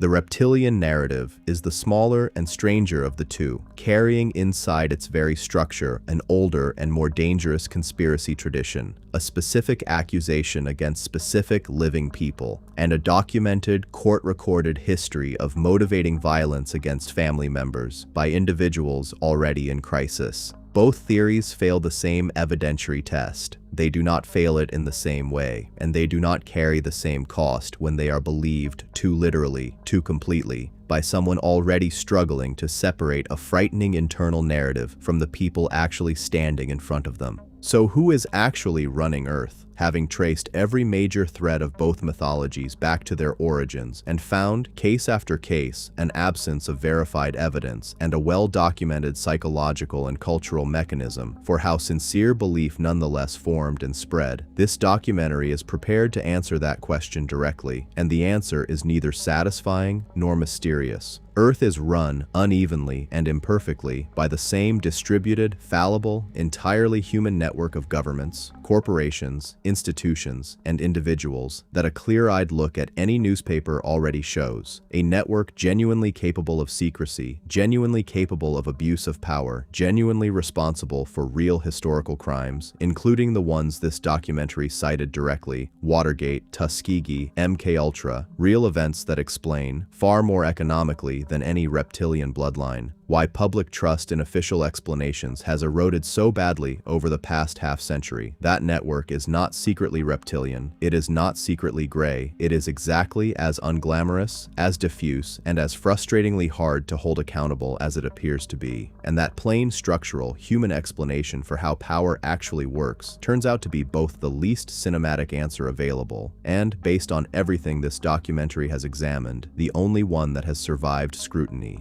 That is not a dismissive note to end on, and it is not meant as one. The impulse behind these theories, the sense that something is deeply wrong with how power actually functions, that ordinary people are being kept in the dark about decisions that shape their lives, that institutions built to protect the public have, at specific and well-documented moments, betrayed that trust outright, is not a delusion invented by David Icke or Betty Hill's hypnotist.